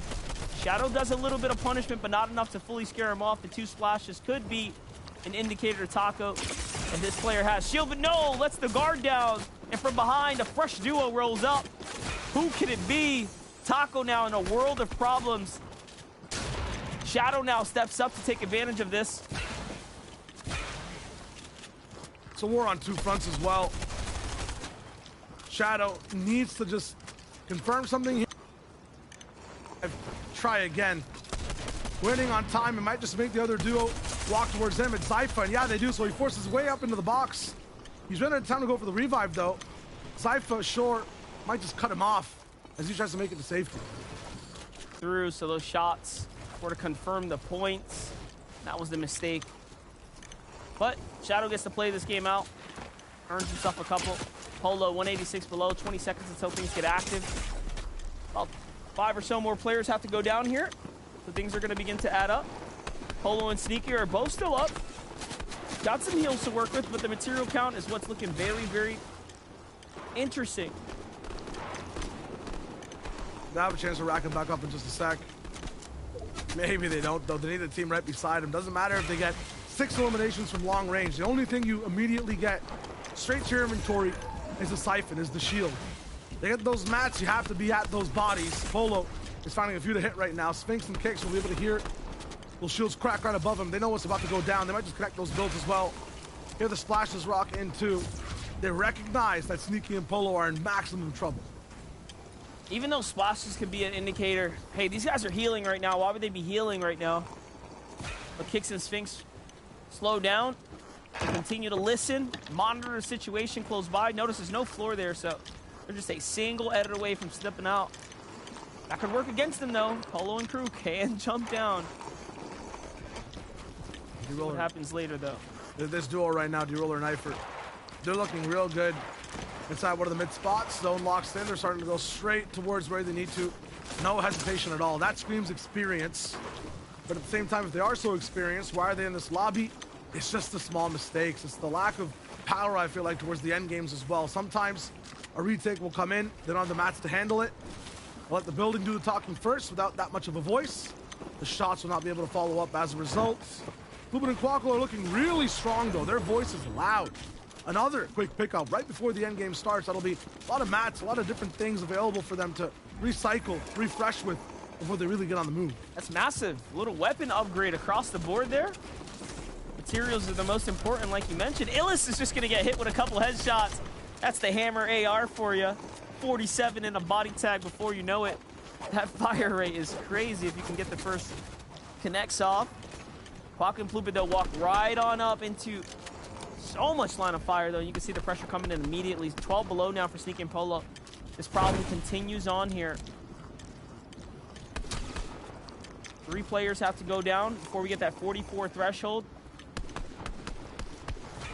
The damage they've done so far hasn't really been enough to keep them stress-free. Every single person in metal and brick builds as well, so you know no one's editing until the zone actually shows up. That means they're not going to get any damage down, especially on this right side. Maybe look towards the left, but if they edit a wall there, it's maximum trouble. Slacks, Clarity, G, they want a ticket off this semifinals train. Can't believe they're here. Can't believe they're here. They had a draw spot free to themselves. They've had a lot of games over the course of 6, ended in relatively decent areas for them and their draw spot, and still not been able to capitalize. Right now, though, off to an okay start. I'll take a 12. Starting in, they're on the bubble. There's nothing wrong with that. And you got to think about it, as teams win and they go straight to finals, those points open up. Being around 12th is about as good as top 6 by the time game 6 comes, so you got to just be that active. Yeah, you got to stay that good. Freeze and Serbsky way better than that right now. It's 2nd overall. Crackly and Joe, I mean, it's exactly the sounds their health bars are kind of making. Cracking over and over again. It's going to be tough for those guys to come back. There's no chance to do that much damage now. This team should be very interesting to watch. Serbsky on the left side. They are the aggressors, it feels like, of this entire lobby. Joe, though, in trouble. He's down in 3 seconds. I don't even want to count to it. Yeah, maybe just in 2. They go down, and that's actually 2 frees, so called that one. That team just knows exactly where to look for the eliminations. That was pretty cool, though. Joe consciously allowed his teammate to get eliminated, by the way. Just holding on to the heels. They were willing to trade off instead of using everything. It's almost like accepting defeat. Yeah. Yeah, they got eliminated shortly after, but hey, they tried in a strategy, I guess. The shot was definitely alive there, and they'll get that much more interesting, and maybe vertical sky high for now. What is this? Encrypted. Running into the walls. Shadow behind him. That might be free, it seems like, for him to be able to dive onto. Nosh, we know, wants this. Could get another one, but no. Look at the focus. No tunnel vision. He's in, he's out. Almost caught there, though. You heard the shots coming behind him. Oh, looks like Jack was not. Hold up. Jack did go down, so he was a little bit tunneled on what was going down there. Maybe a weapon upgrade. Everyone in this spot is really, really scuffed and desperate. Nosh and Jack, they go down to the poverty section of all these builds, and everyone is hungry for something. A few types of builds, some ammo, some weapon upgrades. Meanwhile, all the way over at this lavish new skyscraper that's built up inside the sands. Look at all the shields maxed out. Look at everyone just boxed in metal. It is high-rise living. Look at the loadout from Nawson. They got grapple gloves here, Monster. They're just built different. That's right, and they have to go all the way back, and look at this. It's going to work out for them, but you saw what they did early on. They committed too many builds to that big skyscraper, and now they cannot play for height right now. This is just so much trouble than that entire market for these guys. All their savings might just crash. They're in trouble spots, too. Look at Mason. He dives down to all these players who were hungry for it, who had nothing left, and that power, that motivation stops him in his tracks. Now, it's the opposite. N-Pen in the box. He's looking to work that clutch. Looking good for N-Pen right now, as he does have the grapple glove. There's a time to use it. It's when you're a solo. You only have to worry about yourself. Get in front. Save mats here. He's going to open up the 2x2. On the low ground, Crackle and Floopin running the front side and finding Elan's in the process already at 2, but they're going to need a little refresher if they want to extend this game any further. Comes the layer change. They're going back up. Trying to make the move here. Away. He's divine intervention right now, Monster. There's nothing those guys can do. Same thing for Bank. What does he have in his inventory? No AR either. The 2-shot. It's all close range. He's up against duos. You can't do anything with this loadout but beam, and he does, Bank. But he can't find the body.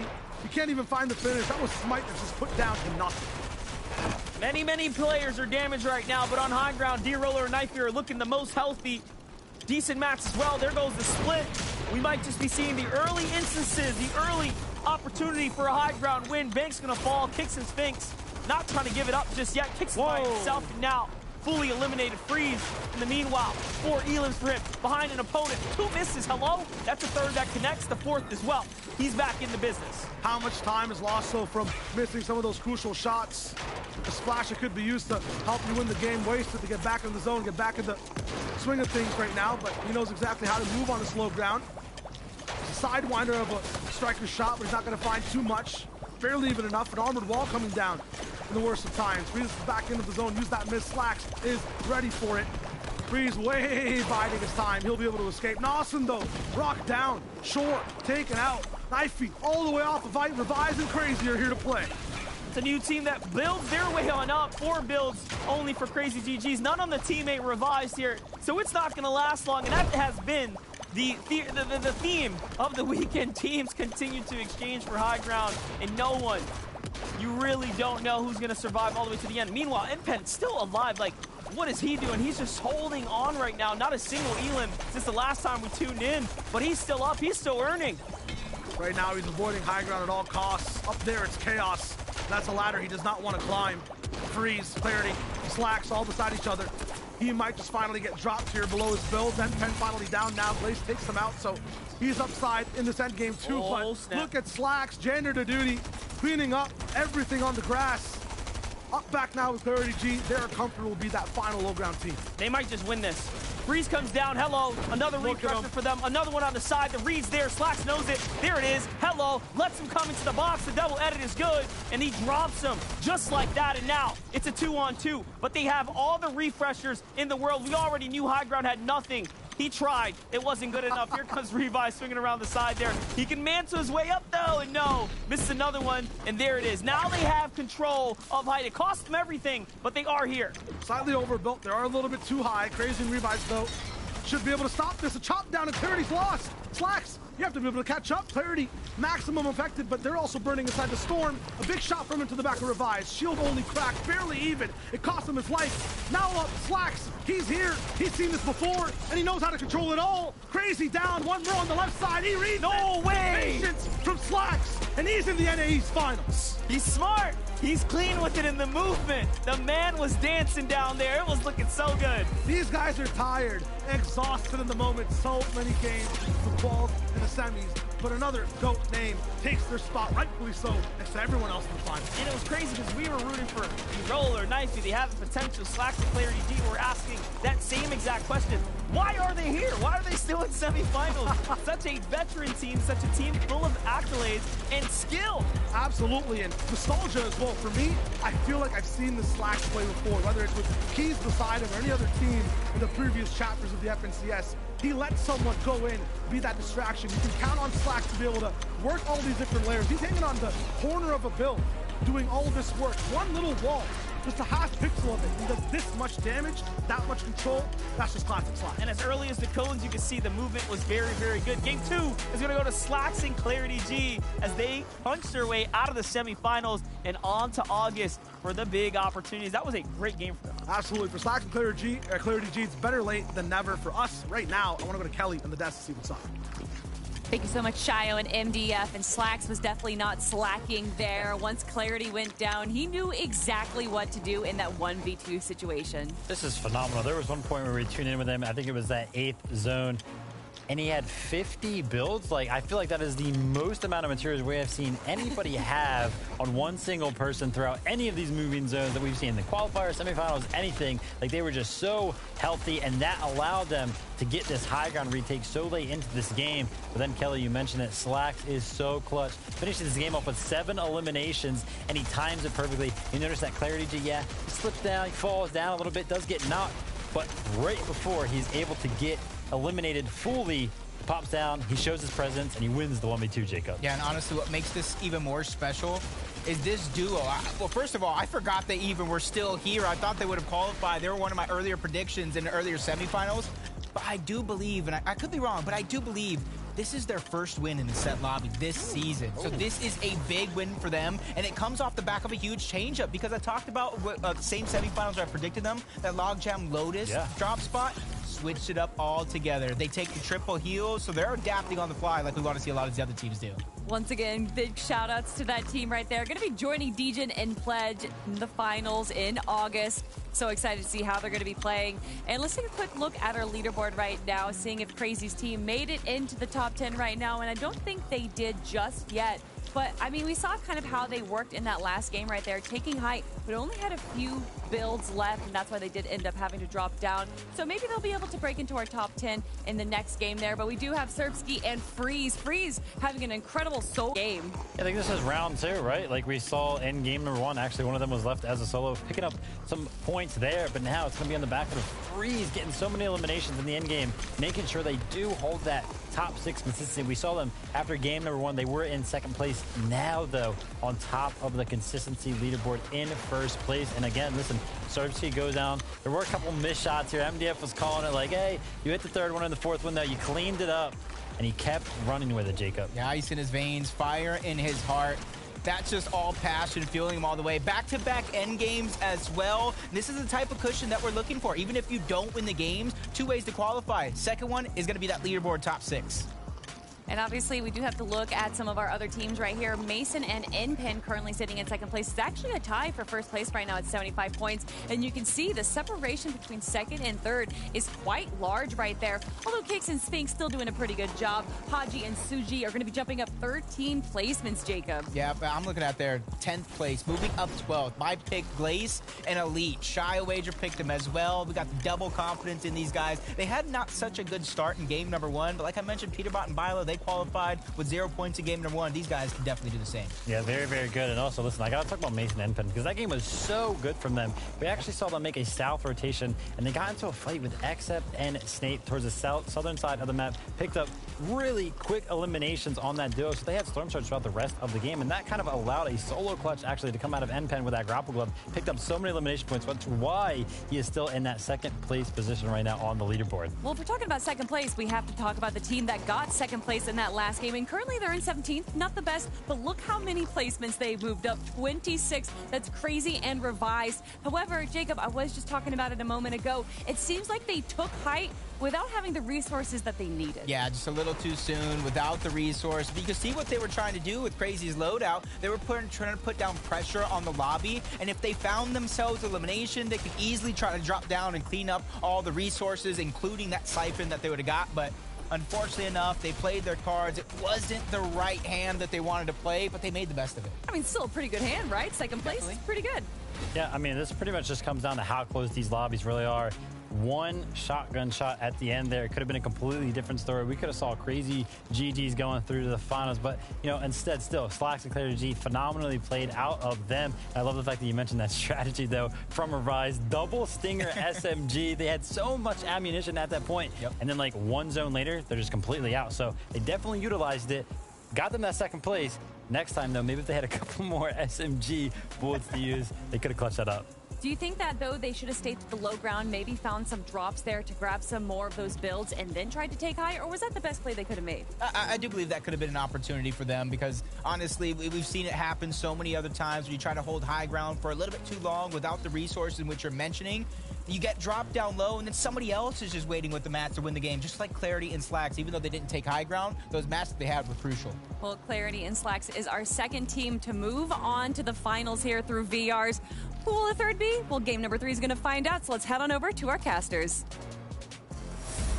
Game 3.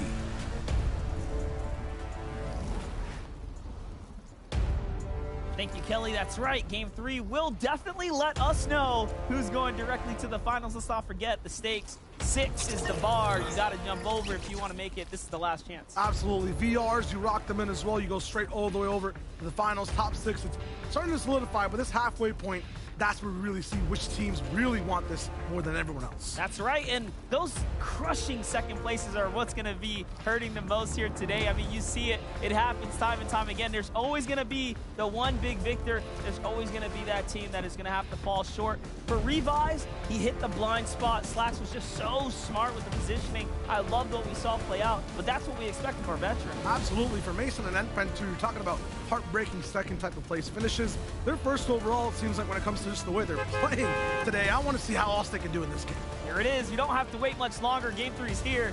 Let's jump on to the battle bus to see what is in store for us. What kind of action is going to play out here? The early game should be the typical run-of-the-mill types of battles. We already know Synapse Station is the hot spot. Last game's upset. Hands through Fatch, falling immediately to Laxo and Maxo there up at the high positioning tower. That is the one I want to see the most for sure. But with this battle bus coming south, these teams are going to be touching down first. Condo Canyon up in the business. I'm liking this from Serbsky. Very cool drop. Double mantle up for the chest. Don't see that tech every day. Zervo up in these games too, and he's going to be taking out Revise. So it's him and Scolds, and Zervo did have the long range type of beams. If you remember these guys from, I believe, Qualifier 1, I think they might have been up against Muzz Playify, and they kept doing this back and forth control type of game, using Scolds as base or just bait, and then Ozorvo. It's kind of that fisherman overall, taking every shot, seeing how the entire lure plays out. Conman, Cyrus, X-Step, Snake, though, don't think there's as much strategy here. This fight overall just seems like a ticking time bomb for me, Monster. It's all about who ends up striking first. We'll see how it plays out here. Synapse Station, of course, the back and forth spot for the contest station. Snake and X-Step have been the favorites. You count the fact that they're winning the drop, but for the most part, they haven't been able to do much with it.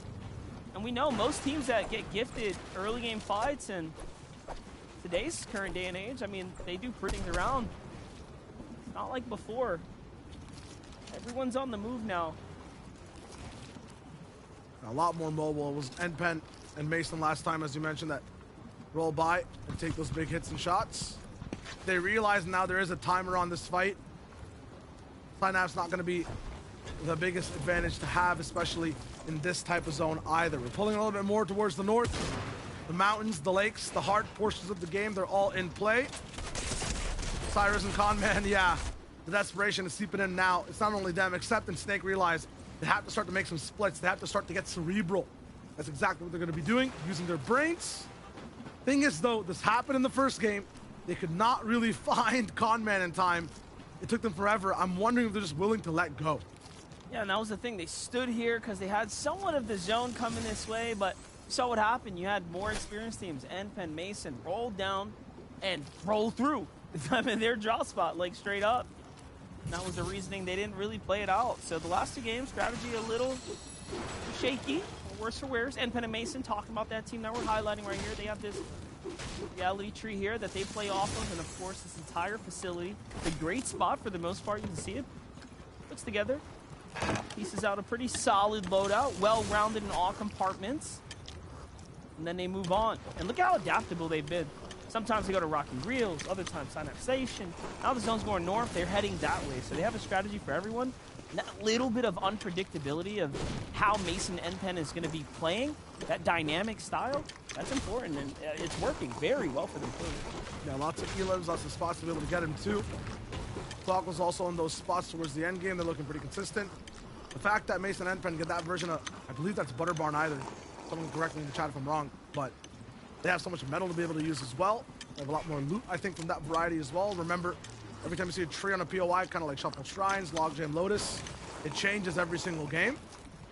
For them over there, they'll also have those changes, very different types of way to loot those POIs, different types of advantages in terms of mats that are available too. This is one that doesn't really shift too much. It's going to be fine. For Sus and Haji as well. We'll be rocking through the Sanctuary. It's anything but peaceful out here today. Lots of fights back and forth.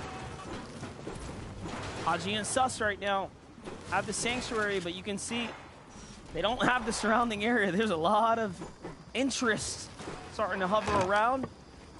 What they're content right now is they're starting to loot together. And keep in mind that the Sanctuary is a very interesting spot. It's in a divot. So there's a lot of angles, a lot of sneaky plays to ambush you if you're inside the Sanctuary. Very interesting place to play out. Kicks and Sphinx, however, on the other side, farming up their most important bits of material here at the Tilted Tower. I like how you said this is a spot that doesn't change, but I guess it's what it depends on what lens you have on. You know, every season. I mean, it's changed quite a bit. It hasn't been there sometimes either. You know, I'm thankful for it to exist. Of all the tilteds, though, yeah, which one? Neo, easily. Neo, 100%. The mobility, the amount of mats, the amount of loots, the action. The entire season 2. A real one too, though. If you realize why I'm saying this, Tilted Town was a good variation too. Tilted Town was fire. End games, yeah, I understand, kind of chaotic, but you could always find a way. In those seasons, it was tough to get a pump. You could always rotate through there, easy ammo, easy AR, easy pump. I'm kind of sadistic, so I like the town. And that was also when shockwaves were in play to get up on some cool spots. There was a little parkour sections. Yeah, I mean, you really knew the drop. Tilted Town was a lot of fun for sure. But now zero builds everywhere. It's not so special. Mansling will kind of take away the magic, I think, of being able to get to some of those unique locations. We'll never forget that Season X was here and the world was destabilizing fast. That's the big thing. Blaze, Elite are trying to play at that speed as well. Surprising that Ozone's actually finding these fast elims inside the feed as well. That's huge. Usually he's one of the ones that's kind of inconsistent. This is like cannonballs on 2 different pirate ships fighting at each other. It's just, you're not sure exactly if you're going to be able to hit the hull, if a few miss, or if you get short under the water. Elite definitely landing some damage. Same for Solo there. Knifey looking at that spot as well. Look at Elite. Not only is he trying to keep other players at bay right now from his big tower, he's paying attention even in the moments that he takes a chance to breathe at who's moving around him. That's huge from this man playing all those angles. That's right. But these are 2 separate teams in the distance. So Deer Roller, Knifey have to be very, very careful. Those sides are hungry for tags. Spark G and Aminish getting back into the mix here. Spark G, who was at the top of the standings before last game concluded, now fallen outside, putting themselves on the bubble. Punishment coming in, though, as they try to set up for the battle here. And you can see that is not the way they wanted to begin this whole thing here. This gives Fuse and Elsa a lot of time to evaluate the positioning here, set up a strategy. And you can see they start doing just that. They actually build out a second layer above, but play very, very quietly in the catacombs. His posture tells me that there is a controller in play unless he has his hands very close to each other on that keyboard and mouse. At the same time from Elsa and Fuse, something a little bit more relevant. They're playing for the second time, I believe, so far this weekend. Yesterday, rocking in, trying things out for a few games. They had a little bit of their heads above high water, looking nice over the lobby, but that was just some of those initial games that came crashing right back down. So let's see what they got on their second chance. Walkers and Shadow. I am not sure where to put these guys on a tier list monster when it comes to just this FNCS. It's tough. Right, in the first qual, looks so good overall, or like, you know, in the quals in general, the force to be reckoned with, maybe even last FNCS, the force to be reckoned with. In these semis, though, it just feels like it's that when the roller coaster goes down type beat. Yeah, and when you start weighing up what they've done across the seasons, right, they've made multiple finals. It's like they got to finals and they unlocked that tier. It's like you get over the hurdle and it became easier for them to do it again and again. And now we're seeing like the meta shift, the games change, but it doesn't quite excuse them from their qualifier 1 and 2 performances. And that's what makes it very interesting, because now, yeah, maybe that wasn't the setting for them, but here we are, a fast-paced environment where Walkers has been shining and Shadow is so mechanical. very, very good. You saw what he was doing yesterday. So it is hard to put them in a spot. Tough to quantify, maybe. The fundamentals a bit shaky, maybe. The experience in terms of drop spots. But they are a new team. They're both young. Absolutely. They're both fresh. The best thing about them, I feel like, is just the way they adapt to every situation. You put them in these tough spots, they at least have a fighting chance of going down. So it's very nice to see how much of a fight is left in them in those tough spots. Sometimes it takes them all the way to a win. Other times, second place, depending on the overall round. These guys have to have some breaths left in the lungs, some fight just left in their spirit. Smite Larson, once again, 7th. Now on day 3, still not qualified. Smite and Larson, they're starting to get inside that same bucket. Where do we put you guys? We see moments of meteoric rise and greatness, and then today, tough. Game 1 was pretty solid. Game 2, off the beat. Here we are in game 3 here, semifinals weekend. This is NA East, probably the quietest we've had in quite some time. So at any moment now, things are going to get very explosive once teams start getting that update and they figure out, okay, where do we stand? And the threshold drops down to 64. We're at 81. It's a very steep fall that's coming in hot. Majority of our teams are going to be feeling it. Once that zone concludes, the first iterations of placement points will start to be given out. Sphinx is looking for his shots all around. Kind of surveying tilted overall for him and Kicks. I feel like when this lobby was a little bit more hustling and bustling on day 2, they found a way to get into some of these fights, be that third-party Tonka truck train that was just driving around this map. They were getting involved in every single build, bulldozing right through. Sphinx will not stop holding that W key. Unfortunately, when things are a bit more spaced out now, right? There's more bases involved, and there's more patient players like Enpen and Mason controlling the flow of the game. Sphinx's strategy doesn't work as much. And right now, Walker, the duo we were talking about, him and Shadow, they're being targeted by Enpen. Once again, just like water inside, a vase, they can easily adapt, flow away from the shots, be able to put down the builds and get out of the sight lines with this duo. They make it to that big rock there as well, the recycle. Here it is. Elsa infused this fight. Was inevitable. We know. And Yu was going to break out. It ends quickly with 2 eliminations. But there's multiple teams nearby. Everyone's starting to hover around now. Like fish coming to feed in the big sea. It's Maxo and Loxon. We didn't see Pamstone and Thatch. We'll see once we jump into their perspective. Okay, no elimination, so we can assume Pam and Thatch can still be up right now, but they're 35 damage below the surge here. They're a team that have to fight. We see what they can do. They can take out some grades, but that's an early game. What happens when they're fully looted and booted, and the other team is too? Have to wait to find out for the moment. The damage doesn't matter what the loot's looking like. It's dictated by how much action you're really putting forward into this game. Not sure really where these guys are right now, but in terms of overall surge, not good, and everyone else around them, it seems like they're in that same exact spot. Look at this. There's a team right in front of them, so find out what they can do with it. Jack and Nosh also just barely above, have to fight for it. Chuck Barrel comes down to get some heals. We'll see if they go for some open exchanges. They're probably going to have to. Might as well start now nice and early while this thing's active down low. Here it is. They do go for it. See if they can break open these builds here. Meanwhile, back on over to Serbsky and Freeze, our team that's definitely in the lead right now with the points. They're looking for something. They haven't done too much just yet to set themselves apart from the pack inside this portion of the game. Now they're kind of getting skewered in shish kebab mode for Freeze and Serbsky, and they turn off the grill with that armored wall. They're below the surge right now. They're going to have to push this team in front of them. 8 seconds. Make it 5. Here they go. The edit comes in. He was ready for that, though. Freeze was smart. I like that he knew it was coming. He put the cone down, took the wall as well. Now the fight breaks out. Another ramp goes in. This gives him a little more room, but the closer and closer he gets, the more dangerous the territory becomes. There it is. Shot comes in.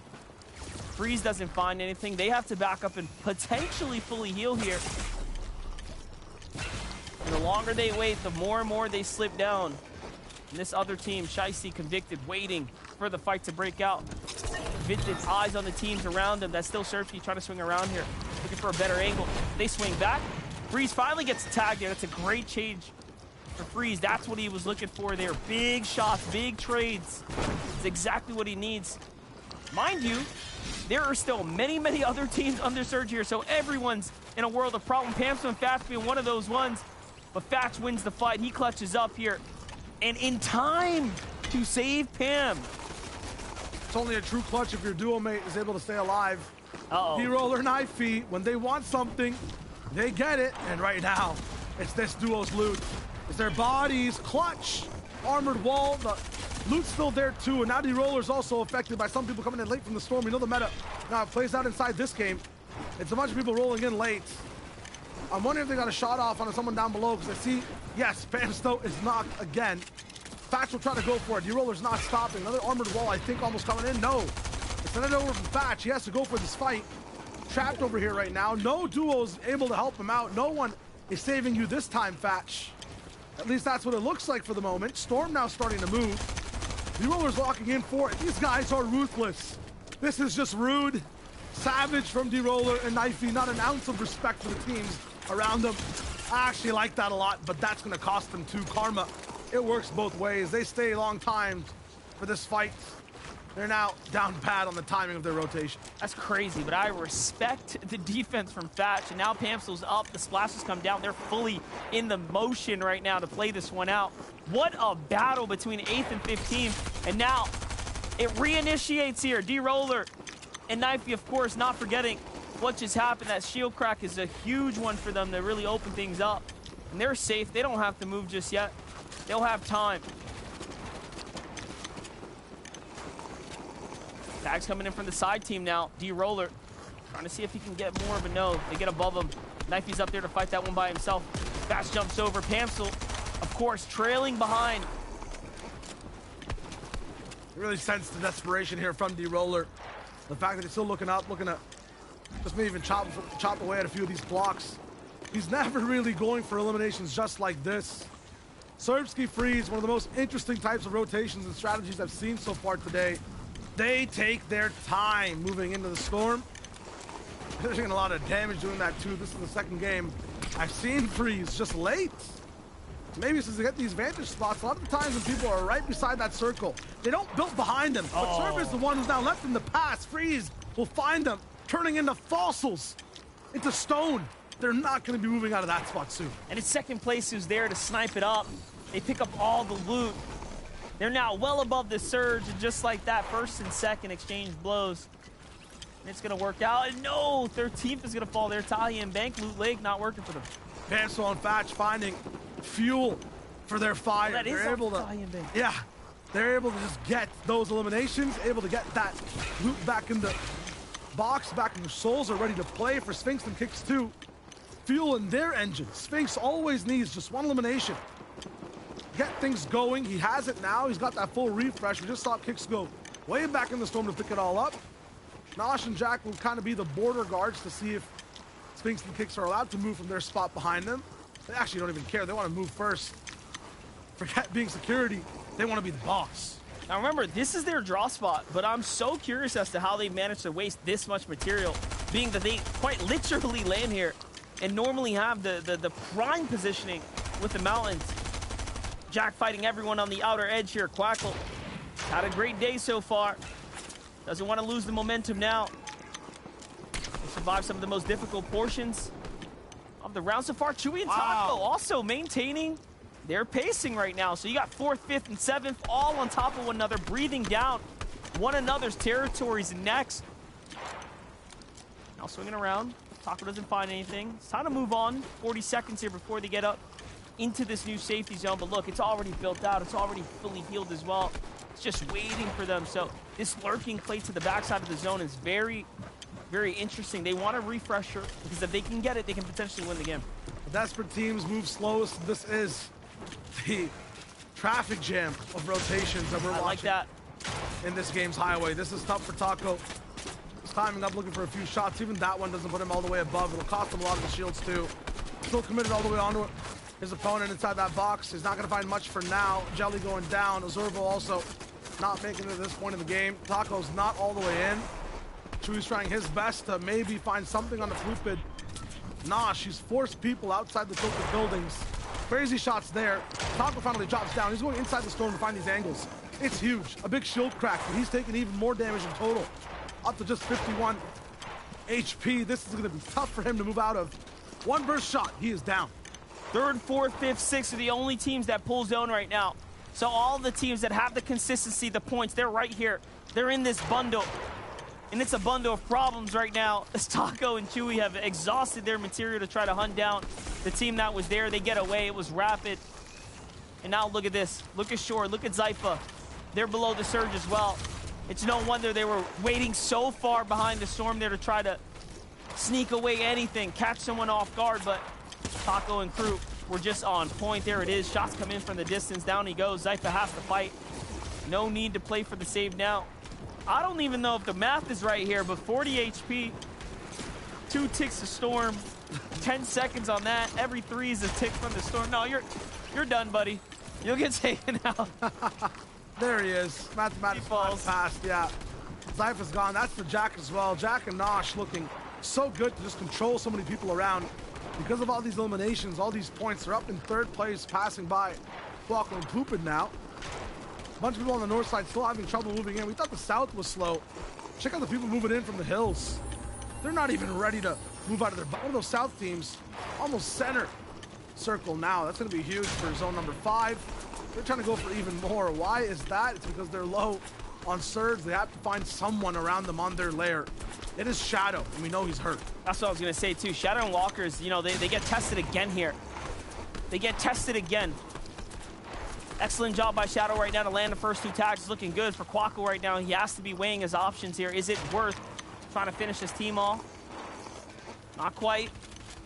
The surge moves on, but they're going to be knowing at this point, from here forwards, if it turns on again, they're going to be in big, big trouble as they're just barely above. Now for User and Illis, we've tuned in with them all throughout the weekend. Couple moments of top 10 potential. They haven't managed to quite pull through. Here it is. Grapple Gloves come out. They make this big move. They just have a single heal, at least on User's perspective. And he's another team right here that has to fight soon.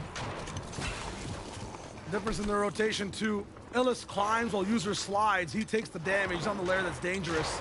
They're now all the way back up. Have to make sure they're sticking side by side. Sphinx going for height. Quackle's there, too. They both really want it. Quackle's not sure exactly what's happening yet. There is a Pharaoh all the way up top above him. They're going to be forced all the way over to second height for now. Kicks and Sphinx want to go from second all the way to the finals. They want this VR. They want to rid themselves from the semifinals lobby. It's about time for Sphinx and Kicks, I think. They've been really dominant this weekend, but of course, falling just shy. Being one of the few teams that was just outside that conversation last game. Always being the toughest for most. D-Roller misses the entry point from the teammate. And it costs him a lot, but at least not the HP there. He is completely out of mats, however. Quackle is in another fight here, 300 below. It's it. This is it. It's all or nothing as he jumps in. Quackle completely just giving up the fight for height for now. Well, they'll work on just survival as the zone kind of bounces back to where everyone had their old bases. So this is just going to be kind of filling in a crossword puzzle, finding the answers. You have a few hints. You know which goals are yours. Get to them. Find those edits. Reuse as many mats as possible. Nosh down in the water. There's nothing familiar for him here. This is all new environment. Jack, though, building up a bit for him. He gets a little bit of buoyancy to be able to just float down here. Speed God just pops off of the feet. Joe now down. Now we're going to find out exactly what happens. Look at Sphinx and Kicks, though. No damage taken. Quackle's still there on high ground. All they have to do is just wait a little bit. Keep dealing as many blows as possible to the people below them. They should be good. They're running out of steam, though. No mats on that side. Epoxy down, too, so it's all Speed God right now to push this forward. That's right. Edus sitting back here. Quackle now loses teammate. Blue Pit is down by himself. He's out. Quackle looks for anything. No edit, no wall there. He can't even take it. And there it is. A quick glance and misses the shot. The wall comes up and he follows up. There it is. The knock's there, but no time to get the finish. That's on to Bobby. Glace there will get the full confirmation. Can he grab the loot? Can he get those masks? That's what matters here. No. He's going to have to abandon those as there's a team above him putting in their perspective. Kind of getting reeled out of the water now, all the way back over to the town. Everyone on low ground dragged back into shore. Larson and Smite, they stay above it. As a duo, still strong. with Mats, they have some power to be one of those last teams on low ground in the game. We've seen how these end games go down. All this chaos you see in the mid ground, it clashes. This high ground team, they stay dry. Sphinx and Kixie to stay up here, but they're running on fumes. Neither player with any mats. Dowd and Bryce, though, on the low ground, 5 elims, a big game for them. They're in second right now off of the consistency alone here. And a top 8 overall. There goes the map split, so Dowda has something to work with. But how much? It gives him 5 builds. Okay, it's something here. Meanwhile, Bigox is on the run, trying to stay up. He gets trapped up in the cone. Can he escape? The zone bounces back a moment, an opportunity. But that edit comes in. It's Larson and Smite here, but the distraction from above. They will not be able to get the elimination. That was so free, little did they know. P-Deuce with the P-Lot armor there inside that box. Perfect timing for him to be able to get out. 8 teams now do remain. Him almost being one of them. Wanted Rihan. This is not going to be a long-range beam. This is a box you don't control. Edits now will start to come in from Larson and Smite above. They're looking to just lightning strike anyone down below, but Smite is not finding the charge. Everyone close to each other. Not a single shot being formed. Final clash though on a higher mid-ground layer. Larson and Smite start to drop lower and lower towards the floor. Every single layer, a new challenge for them, but it's completely in the dark. They have no idea what's around. It's Bryce on one side, taken down, cleaved by half HP. Larson and Smite still back to back as they defend against 3 different teams. Smite's walling out, though. He just goes inside the storm. He is so hungry to chase down the elimination. Meanwhile, P-Deuce gets doubted there. The zone does the rest. The full finish is in. And he still has the most mats, but he gets finally shut down. And a top 4 clutch performance for him. That's huge. Smite and Larson, a duo up and alive right now. There are other duos everywhere on high ground and ultimate low. So this is a clean 2-2-2 on all the layers. Elite and Glaze have also been here before. The longer the day goes, the more they have a chance to falter. They want to escape as fast as possible before Game 6. And Heights, and that middle ground fight, it starts, it ignites, it's almost over. Glaze and Elite, it's enough. They wait, they find their chance, and they're going to the finals. More and more vets continue to punch their way out of the semis today, finding that golden ticket that was stuffed in the pocket. Not lost, though. Here they are. Glaze manages to pull through there in the end. Take a look from his perspective one more time. And here's the fight. They make the edit, they hit the shots, and it's all amongst this distraction. And just like that, Glaze and Elite will be our Game 3 winners. Yep, no power outages today for Elite. No mistakes overall from Glaze on missing a few builds. They're going straight to the top. And what a way to do it with that VR. Tilt the towers, low ground with the water and the storm. That's a tough spot to win for Monster. Not only that, just overcoming day 1 problems, day 2 problems, but here it is, day 3, third time charm. Hey, magic lucky number, I guess. Divide 7.5 and take away 0.5. Enough of the math from us. Let's count up the standings and everything else with Kelly, Vivid, and Jacob. Thank you so much. 3 games down, 3 to go there, and obviously Glaze's team taking that 3rd VR, Jacob. Yeah, I'm ecstatic. I'm happy. It took them only 3 games today, which is a huge turnaround because we talked about it. Semifinals day number 1, they only played 3 games, and that's impressive to say the least. Listen, we talked about it before. You know, they made some mistakes yesterday. They were very, very close to clutching up, getting into the finals. They made one mistake, though, where they didn't close their back. But look at this. They were the ones, you know, engaging on other teams. The only thing that they were looking forward to was straight ahead of them, and they closed it out beautifully. And we love this. We've seen this so many times throughout these semifinal games where teams that are on the low ground, they're doing very, very well in materials. They're getting those constant refreshes, just sort of end up waiting until this high ground fight seems to happen. And Smite and Larson, in this case, were the initiators of this. They wanted it. They wanted to close the game out here, but it costs them so much. Glaze and Elite, though, they take full advantage of it and get the VR out of it. That's a perfect example, though, to kind of rewind to the top of the show. You asked me the question, what are the benefits of low ground? That's the perfect benefit. You're able to recycle the match, last long towards the end game, and like you said, when all the players are dropping down low to try to pick up the eliminations, they were just cleaning up like janitors to get themselves to the finals. And as you can see, we now have half of our teams that are going to be making their way into the finals through the VRs. But which teams are in contention for that top 6 spot? Well, here we have it. Kix and Sphinx taking up that first place spot, a 10-point difference with Freeze and Serpsky, and still a tie for second place right there. Mason and Impen do drop down 2 points, but still they're looking pretty good. Bricks and Nosh now jumping up 6 points into our top 6. Nosh and Jack, they're going to be in 5th place. And then, of course, D-Roller and Knifey. Every time, Vivid, it looks like they're right there. They're so close. We haven't seen like a very, very good game out of them yet. But they are showing us a little bit of consistency here. And honestly, it's on the back foot, though, of Serbsky and Freeze. And then also Mason and Enderman kind of having a subpar game, but they are still tied at 79 points right here, Jacob. Yeah, but honestly, they have to go through Sphinx and kicks. Throughout this game, they held the high ground. They put pressure on a lot of those teams and even forced that altercation to where at the end, Glace Elite were able to pick it up. But these are the valuable points. This is that valuable pressure that's honestly giving them the confidence. Because even though they didn't win this game, they give them the confidence to know that their game plan is working. Yeah, and very early on here into this 9th zone, we can see out of materials still making it all happen. And this is where Smite and Larson kind of decided, hey, listen, we want it. But Sphinx and Kicks put up a pretty good fight, but they cannot finish it out against a very healthy duo, one that is waiting on the sidelines of Glace and Elite.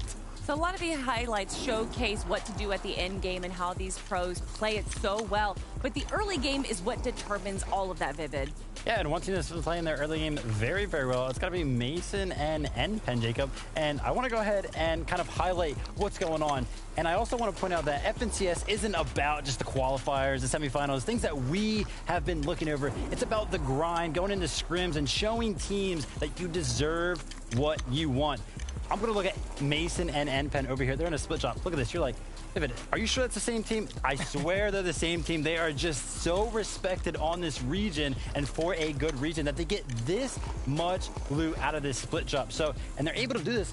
Jacob, we saw it game number 2 because they are willing to take fights and fight for it. Accept and Snake in a straight up 2v2 box fight situation, they go down. So teams have to be afraid of this duo over here. Yeah, and honestly, that statistic about more and more game wins are coming out of these unnamed POIs, these split drops, and look at how much loot. Even though they're just moving all around, they finally reunite with each other, but it's just they're scrounging up everything from the different biomes as well, so they're getting all the material that they need, the different variations. Yeah, it's really, really great, and it's working so well for them. They're allowed all this space, and then even around them, they can make rotations anywhere they want, east, west, north, south. It's working so well for them. And you can see here, this is where some of that loot is coming from, and it's crazy because look at this. NPen is over here in a desert biome, and then Mason is so far away, completely different biome over by that Greasy Grove area. And we know the teams are landing over there, but they know that Mason and NPen as well are landing over there, but know how good Mason and NPen are, and that is why they're able to stay so consistent and make every single end game. Great words from our 2 analysts right there. And again, everyone, I do want to reiterate that this is game number 4. We are halfway done with the competition, and this is it, the final semifinals. So these teams now are going to have to start heating up if they want to make it. But with that all being said, let's head on over to our casters, MDF and Shio. Game 4. Casting the game is one thing. Playing it with these players, looking at everything that's going down, that is where all the action is, Monster. Right now, 3 more games. We're past that halfway point. I can't wait to see what's next. Yeah, it is an explosive drop for everyone. Pamps and Fatch managed to survive their drop. That was a lucky one for them, as you saw Maximum Locks it have troubles with Surge in the mid-game. Troublesome stories, though, for other teams down low. But I'm looking at Chewy and Taco now, who are starting to figure out their formula, come together and earn big points. It's looking pretty good for them. Yeah, they're pushing. D-Roller as well as in the business in these mid-game type of fights, all the way towards the end as well. He's looking nice, but tunnel vision, it's a huge thing these players have to overcome. The game's getting started. That's right. No tunnel vision for us. We're here. We're on time. Let's get on the battle bus. Let's jump into game number 4 of the FNCS semifinal stage here. It's been a long, grueling set of weeks to get to this point. And after multiple failures and many successes as well, here we have it. Just 3 more opportunities in front of us. A couple more spots are up. Accept and Snake rocking in Synapse Station. To themselves? Yep, looking fine now with a few more teams qualifying all around the map. These contested spots will start to drop in number as we keep moving forward throughout the day. I like this from Accept and Snake, though. They're going to be able to now switch how they even attempt to drop at the spot. They see on the glide in that it is going to be uncontested. They immediately spread apart. Shiesty Convicted, one of those teams that was contesting those general areas. They're landing back towards Jones, but look at this. Blizz and Sin get a little space themselves, but Revives and Crazy G's are starting to hover into their loop pass, as is Scolds. What is going on here? I mean, this is exactly where Scolds and Osorbo like to land. Just an invasion. Unfortunately, every time we do see this week after week, Scolds gets there in the first game, is able to trip mans up after the fact. If it's crazy, if it's Muzz, doesn't matter. They find the pattern, they break it down, and they take out the trap before it's sprung. Crazy GG's off to a hot start here. Puts him on the bubble. This conversation for them right now is, can they play consistent enough to at least have a striking shot for top 6 in the end? Victory Royale doesn't present itself by then. Then you're in trouble. Then it's like, what do we even do? Zervo, though, only knows, I guess, one little trick. It's to go on top of that hill, look for a few shots. That's exactly what he's going to do. Minish, Spark G. This is where the fight kind of overall starts, the Daily Bugle. And this is where Minish finishes people inside the box. That's what we like to see. Edge and Sin, they're going to go down fast this time. This drop spot didn't start off contested today either. Daily Bugle was completely free for a moment after game 1. Stories are starting to adapt and starting to adjust here. Polo and Sneaky have also been in the battle round after round as well. They met their match this time though. Johnny looking pretty decent. It's a 1v1. Both sides have something to work with. Johnny's crazy for sitting there. He waits that one out. Nerves of steel as he doesn't make a move, but Johnny now is in a 2v1 situation. Meanwhile, his teammate's body's still down there. I mean, this is a scary type of loadout to be able to fight against. Epic Striker pump. AR in tow as well. Big shot from Johnny. Sneaky has to back up inside the builds. Dude, there's a timer on this one. Johnny needs to finish it. Sneaky, playing patient. Polo as well from that spot. Doesn't really want to overbuild, over-edit, overshoot. Johnny's slipping and sliding up inside these builds. There's about 10 seconds for him to wrap up this fight. Don't think that's humanly possible with the spot that he's in right now. No builds. Let Polo figure it out. I mean, he's not even tall enough to go see exactly what's going down. He doesn't have builds of his own either. Both these teams are just down astronomically. Well, who gets finished there, he'll be able to get the resources picked up and farmed off of him. Johnny's just waiting up top, buying time, but we already know this spot's been literally third party just about every time a fight here breaks out at some point or another, and you can see teams already starting to get closer and closer. Polo and Sneaky finally single them out. Now they try to make the commitment again here. Material count so low, like ammo, barely any. And they still go for the fight on the other side. Encrypted's in the battle. His teammate's down, and now he's off to a clean one-on-one. But Polo still has unfinished business here with Johnny. Where's his teammate? Where's Sneaky? Finally, Sneaky comes into this equation, into the conversation. He's injecting his perspective here, and it's not heard. Johnny's got his ears closed. He's ignoring all the noise. There it is, finally. Big breaks through, and down he goes. Turning from Coney to Cyclone crossroads because so many teams are starting to ride their way in. Tries to Convicted also looking for a little bit of action. That Storm Surge, the tags, they matter. It's not going to go good for them, though. Revives, crazy. They had a plan this game. Get to the Joneses, take everyone out, make sure they don't get trapped right off spawn. They filled up so many players. Absorbo still left overall on that space. Chewy and Taco, a duo in focus for us to watch right now. Need to win this fight fast. It's up against Shadow and Walker. It's upside, Greasy Grove. Armored Wall's already down, so the defensive options for this team on the other side that's already so weak are running down. I'm actually very, very interested to see how this plays out because it's clear that Shadows and Walker opted in to take this fight knowing exactly what Chewy and Tabletop are capable of. Shadow wins the first one, okay, and then he takes out the second as well. Down goes Chewy, down goes Tabletop. Walkers and Shadow end up on top. They jump up 4 placement spots now to top 15. And again, they asked for this battle. They know they are there. They walked in. They put a timer on it too. I think the biggest thing when it comes to Taco is that the fight is fast, this man can adapt. Shadow Walker, we've seen it every single fight. They take so long. They let it drag out. They find the weaknesses, then they strike. So that's huge. For Kicks and Sphinx, I mean, this has to be the team that's up next, right? The second place rocking in. A heartbreaking loss off of that last one. They want to make sure they're making it to the finals. And every day they've given us something to talk about, think about, watch play out. And that is why they should do it today. And now we're in game 4. Now we're in the late half. Freeze and Surfkey finding their stride as well. But last game, they didn't really earn themselves anything. They had such a momentous start that they put themselves so far ahead that even after falling and not earning any points last game, they only fall a single spot. So just shows you how well they have had a strategy work out for them the first two. Shiesty and Aoxy, the team that given up the Greasy Grove, they go up to the Reality Falls. Now they come south. Of course, they're familiar with this area, but they've lost this fight so many times. Yep, he knows better. Bad memories start to settle in. They're like, could that be Chewy and Taco? Yeah, let's get out of here. It's actually just Shadow and Walkers, whom are equally as good right now. Everywhere I go, I see his face. Those are the thoughts. Pain. No chance of these guys rocking by. I know a guy. Oh my goodness. They're running away from Greasy for this fight too. This is how much that damage really matters. Really want to get Cyrus taken down. Walkers will be the first one to find him. You can see the builds. Cyrus leaving behind breadcrumbs basically for Walker to keep hunting down.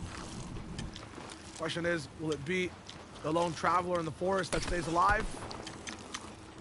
Or this man, the hunter, looking at take him down fast. He's kind of looping around now too, so this makes even more time available for Walker and Shadow to have this chase. But keep in mind, zone, not too far away. They can do this for a little while. That first one is just about a 1-2. You know what they say, don't feed the seagulls. We don't want them here. Shadow and Walkers are on the hook. Those crumbs left behind are enough for them to stay on the bait here and continue to look, but that enemy runs directly into the storm. Cyrus is gone.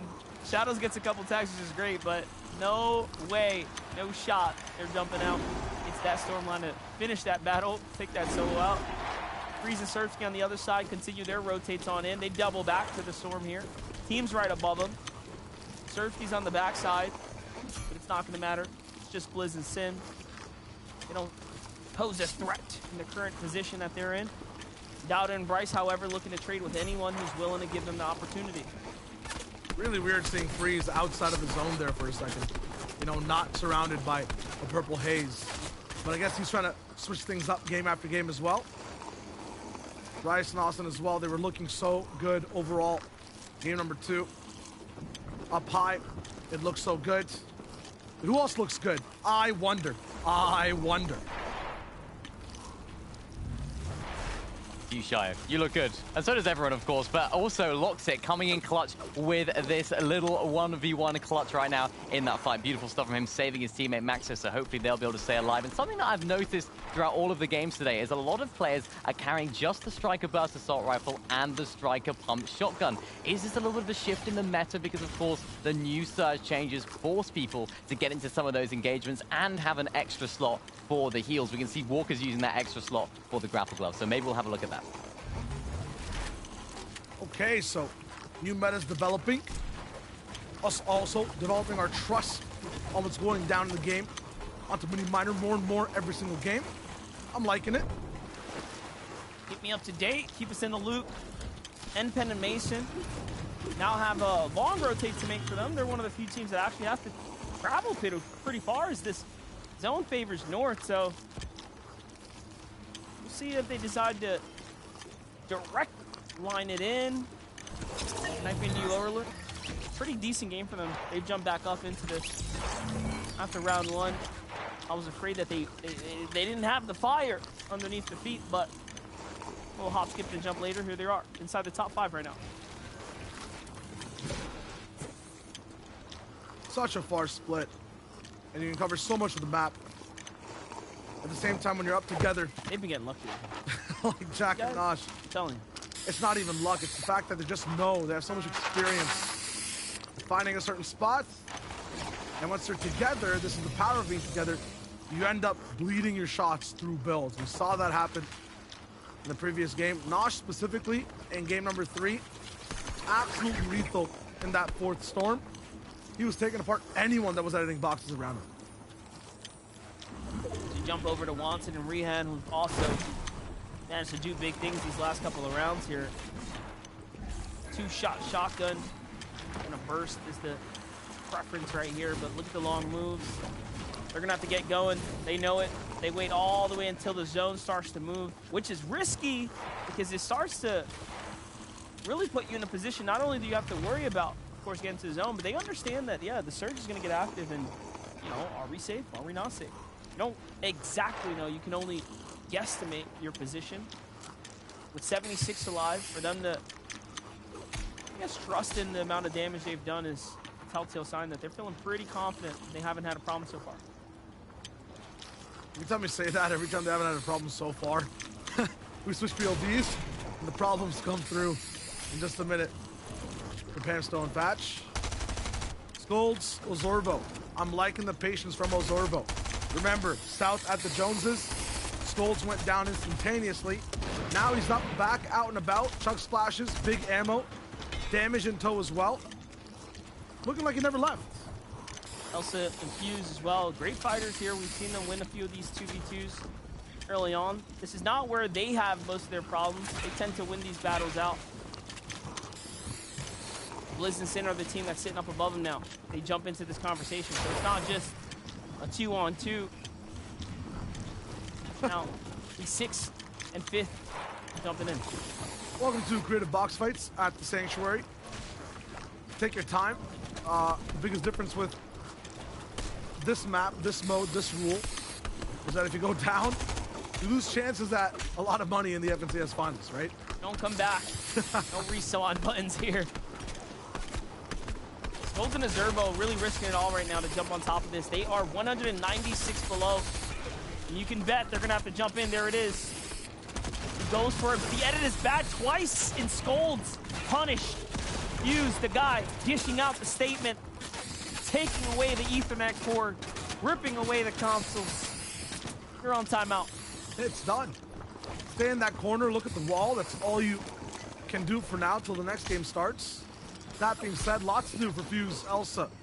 Talking about map management, talking about what there is to do next. Is it good to move in early to the next zone? This spot, although there's a lot invested, it looks good. Pay attention to the mini-map. Not actually all the way in. So both these teams, although they're high and mighty, will have to give up their homes soon. This is just the genius of Nosh. They're going for a chop down.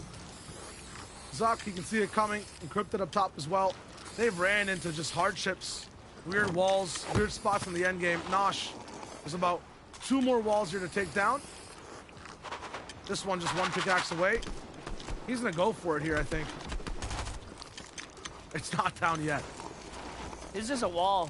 He's got to figure out what piece is holding it together. He's confused. He's like, all right, we spent enough time here. It's time to go. A couple moments.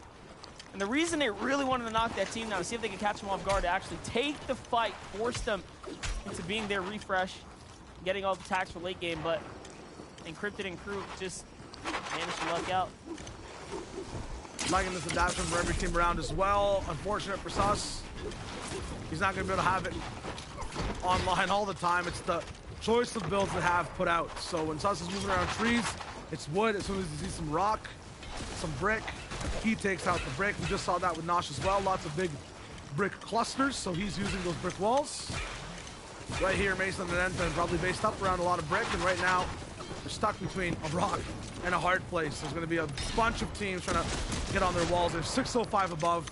They do not need these fights, but they realize this is the back and forth. The other teams are going to be desperate, making mistakes when they're so low on the damage. It could be easy pickings, easy elim points. That could be huge on consistency and getting to the finals. Yeah, what's crazy is Joe and Crackley were hoping that NPen was one of those teams that also just needed it. But he was wrong. They're very, very much situated this game. P-Deuce and Zepoxy. P-Deuce with a crazy clutch last game. Really figuring it out, holding it down. A top 5 for him. Zepoxy fell so early. Now look at this rotating. Great rotate. Plenty of enemy builds to work around here. Saving them a lot. And I like the preemptive builds here. He's playing safe. He's really just precautionate. Being very cautious with his builds there. Mason and NPen back over to them as they move to the new zone. Now the problem for them is they're low. Low on heals, starting to run out of material. They don't need the tags, but they need the loot. Definitely, especially with this type of rotate. So many teams around them. It's going to be tough sticking side by side. Crackley now moving in the storm. With the Surge active, they will try to put themselves out as bait for this team. Hopefully not taking too much damage. There's one big knockdown. It's not going to be any of their eliminations, though, or their knocks. I don't think they care.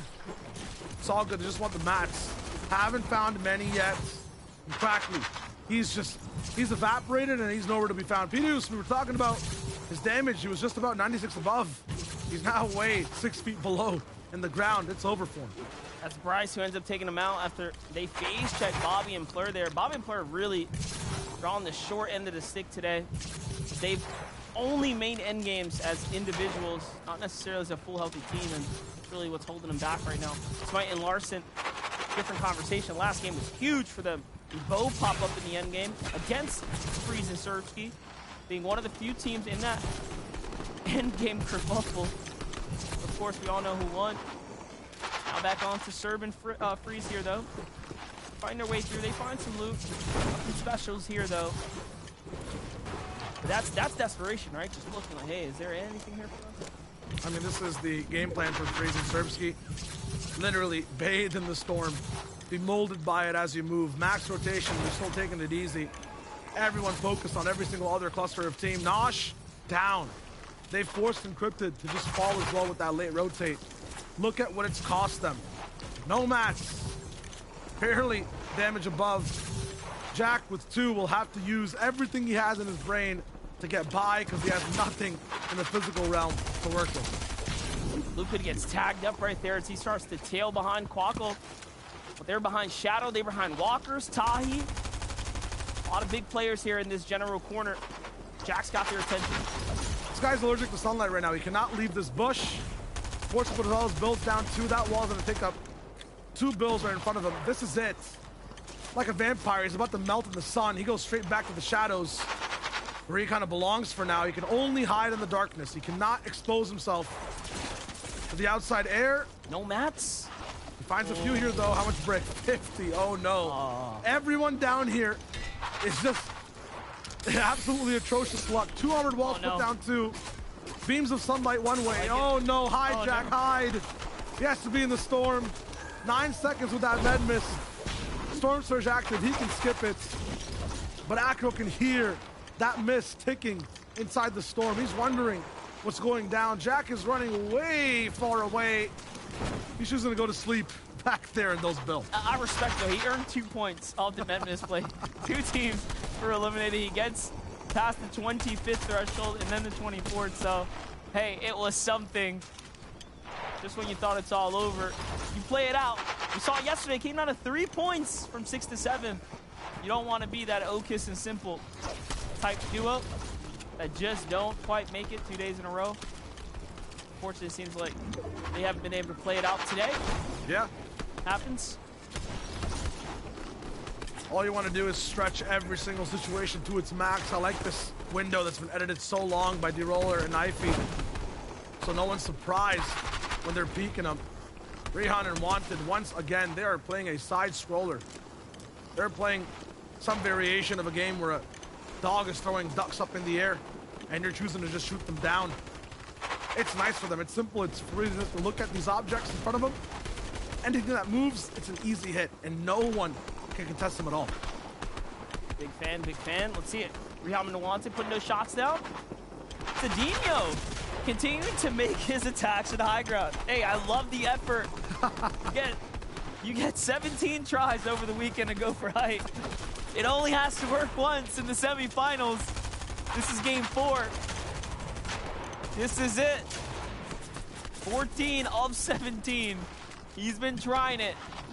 User and Illis all looking rough here for our top 10. Talking about timeouts. This is how one basically looks like. Put him in the corner, face the wall. User's just done some bad things in the classroom. Unfortunate. He's not going to be able to go out and play with the rest of the kids all the way inside the Sen game. Capaholic, Adinio. I like this. Is this 1 of 17? I respect it. I respect it so much. And Zone is going to pull south. They have a chance. And what's wild about it, they just crank so early. They don't wait. they just believe. And they're gone. Yes, they gotta go. Way far away. There's already a team that's trying to push all the way up towards height, towards the front side of the zone. Rehan now inside that purple haze. He's gonna find a few things back and forth, but not gonna be too much to hold on to. Concrete, D-Roller, Knifey. They're done with the spotlight. They're done with height for now. They want to survive. It's one of those consistent duos pushing forward. 6th place overall. I say that. Never mind, they skipped that. Once again, they find themselves in the middle of the zone. No more playing nice. This is it. Time to pop off. Fuze is going to get taken out there to the hands of Fuse, who needed that loot. D-Roller and Knifey managed to turn the conversation around, get back into the high ground position. They snipe it and snatch it away from the likes of Adinho. It is now theirs, and it's theirs comfortably. They have so much more material than the bulk of the lobby as it seems here. Kix and Sphinx, though, fighting their way through the mid-ground. It's congested. It's stuffy. Don't really want to be here. Sphinx has a different play in mind. He just ditches his teammate, and Kix is left on the backside of Storm like, all right, I guess we're going this way. I'll catch up. For him, it's all about just, he wants to push height. He wants to push in terms of the first place on the leaderboard as much as possible to stay alive, keep going. Walker and Shadow in that same type of situation. They're looking to just stay ahead of everyone else from their position. 12th place overall.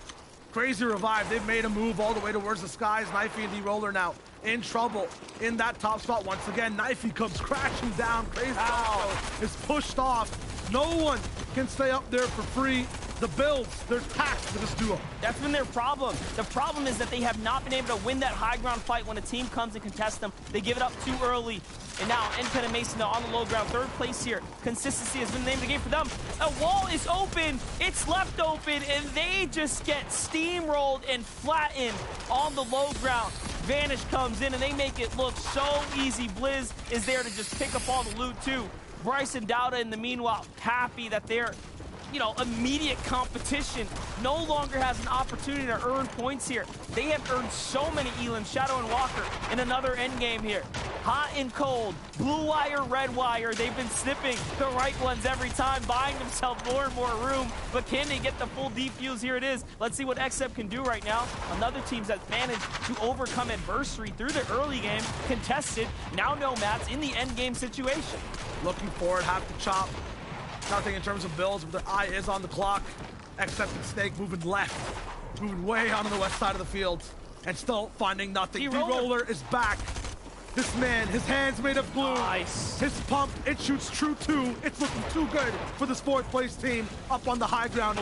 They're still looking sticky. D-Roller does not want to go down. This might be one of the first times we see a solo take this all the way from height, but he's got so much to fight with all the way below him. It's not going to be easy. Snake and XF live. Tahi's here too, but Walker's in Shadow is that other threat that's lingering as a full duo. That's healthy, but hold up. Duos get crushed. Tahi fights back. Snake now left by himself. Elsa and Fuse might be the only duo up that can contest, truly contest Walkers here in the low ground, but they have 8 elims. They are living on the mats of the Siphon. A lot of walls open right now, so no one's safe, and here it is, the low ground 2v2 teams eyeing up one another. One of them on the left, Shadow and Walker, found a pit stop by the fuel pumps. Fuse and Elite, though. Fuse and also looking for their next move to make. D-Roller's taking out Snake, so another desperation take at height is going to be stopped. Sights, explosion on the right, Shadow, move, but it's on his advantage, another one, and another one, but it's Walker, no D-Roller, that comes in, past the explosion, the cool guy doesn't look at it, he's looking at the finals. The best part about that, D-Roller fired at the gas station to just really ignite the battle down low, and that could not have ended better. It wasn't a 1v2v2. Look at this. It was D-Roller and the gas station versus everyone else. He had the backup when needed most. Take a look right there. The explosion comes in, explodes him, and reveals everyone. Oh my God. And he just jumps in, and it's like an action movie. He wasn't even touched. Cinematic finale, and now the duo is going to the finals. That is the best one I've seen in all of semis. What a creative way for D-Roller to find a teammate in the oil companies, the warlords of the world. Yeah, it was crazy. That was a great one there. D-Roller and Knifey join Clarity and Slash. Again, the ones that we were wondering, why are they in these stages? Managed to move on through. So we'll leave it to Kelly to give us all the results. What? I mean, we've seen 1v2s, but that was a 1v4 and an explosive one at that. And you know D-Roller isn't going to be looking back at the semifinals because cool guys don't look at explosions, Vivid. They do not. They leave them right behind them. D-Roller, what do you mean? This is perfect. And the amount of times I've seen D-Roller and Knifey flip-flop between high ground, mid ground. It must have been like 2-3 times this game. Usually you never see a team that has a high ground that loses it, go back up. But no, D-Roller did this multiple times this game. The persistency is what came out on top. And then this one before, I mean, come on. But it's not easy. Look at this. He still has to win his ones, wins that, no problem. But then the IQ comes out. It shows right here. He has the gas station right there. He blows it up. And it's actually crazy because all of these players on the low ground, none of them have builds. And that explosion itself pushes them all out from the safety of their builds. They're all in this crazy, chaotic fight. And D-Roller's just like, hey guys, I'm right over here. Thanks for the victory royale. Clip it and ship it. That's all I really got to say at the end of that one, because I feel like you will never see a game ending like that again. Because 1v4 with the explosion of the gas tank, I just lost for words. I really hope Knifey's reaction is somewhere on Twitter, because I'm sure he was losing it. And to go for height again as a solo, you know what? Congratulations, you clearly deserve to be in the finals. D-Roller rolling over the competition, but let's look at the rest of the competition right now. We have Bryce and Dauda now in first place spot, 117 points, 12 points ahead of second place. Mason and Enpin are still going to be sitting in third. Wanted and Plays Osu finally jumping up into fourth place. And Freeze, you know, dropping down just a little bit, but still in the top 6. And rounding out top 6, whoa, Shadow and Walkers jumping up 19 placements, Jacob. I mean, that just comes from that try again mentality. They did not make it earlier on, but they're having a fantastic game here today. And they're one of those teams that kind of got exploded here towards the end. But Bryce and Dauda, these guys are playing out of their minds, taking that first place position. You can see 19 eliminations for the duo just through halfway.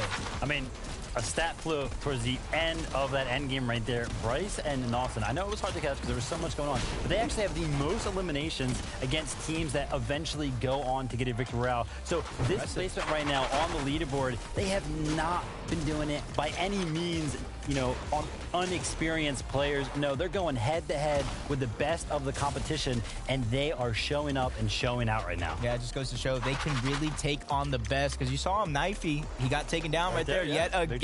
They can go up against the best and win it. They just need to round out the rest of their game plan. And rounding out takes placements and eliminations. And the team that has the second amount of eliminations here is going to be Mason and Enpin, 14 elims right there, currently sitting at 100 points, which is 15 points away from that threshold that we're looking at, Vivid. Yeah, I mean, they're just playing so well. Again, we see them in a position where they can be found on the low ground of the end game, but it's on the back foot of this elimination in the mid game. Right as this fifth zone pops up, they find the elimination, and I talked about it earlier.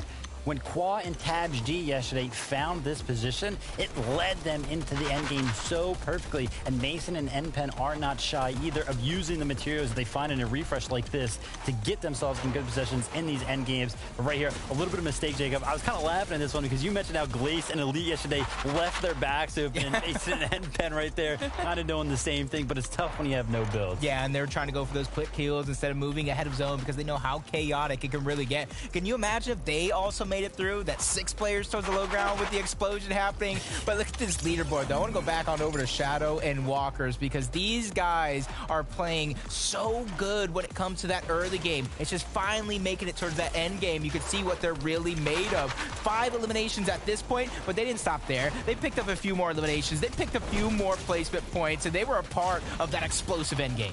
I mean, the cohesiveness right now, look at them. They're both in the same box fighting this 2v2, both hitting their shots, proven why they deserve to be in the finals. And I've kept looking towards this team every time we've seen them, whether it be in qualifiers, whether it be here in semifinals. I'm like, listen, this team has to do well. And finally, that game right there shows me that I was right in some capacity. Bumping up 19 placements on that leaderboard right there, but I need to see at least one more good game out of them to secure that top 6. Yeah, to do that in game 4 is kind of unheard of. Obviously, no players can jump up and down 7 placements.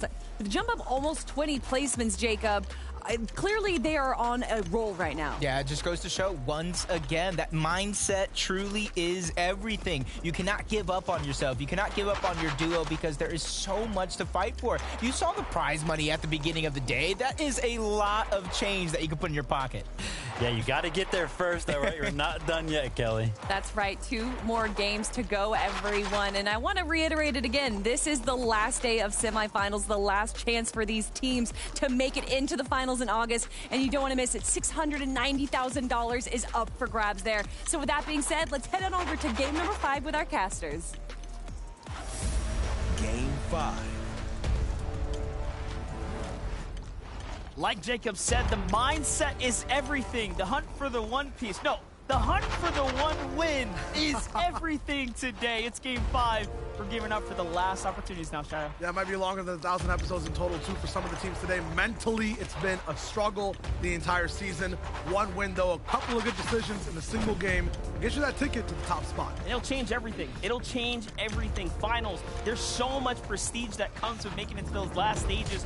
The money, of course, the opportunity, and then everything else, the ability to fight against the best of the best. That's what's on the line right now. We've seen so many greats move on. The lobby's starting to really cut down now. We were talking in the back. This should be a shoo-in for our players like Chewy, Fable Taco, and others. Hold that thought. Let's get on the battle bus. Yeah, there's so many challenger type duos rocking in, so many new names that are trying to find a seat beside the big ones that are already in the finals.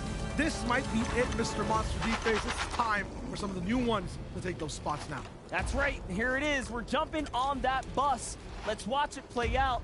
Pose for the opportunity. And now, Xcept and Snake take on their opportunity to take on the Synapse Station. Listen, it's been opened up, and look at how much more comfortable they get here. They now take north side. They spread out. They're getting much more loot, but not only that, the standings have changed ever since they've had the little bit of freedom they've been hunting for, they've been yearning for. Yesterday, clearly contested, and today, it started off like that, but now things are changing.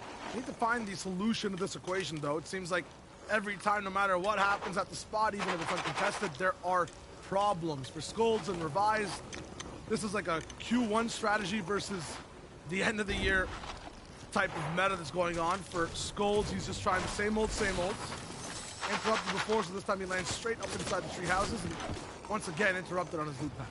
It's a tug-of-war situation going down here. Crazy GGs and Revise have been that team to really figure it out in the back half right now as we're in game 5, but they have more problems on the horizon. It's not just a Zervo's duo that's down low, it's the team shooting from the north side coast as well. They're saying, hey, we've had problems with Surge. We're going to go ahead and put our 2 cents into the battle here. Crazy GGs, though, they have it fully trapped. The edit comes in. It was their wall as well, the SMG, but a great trade here from both sides.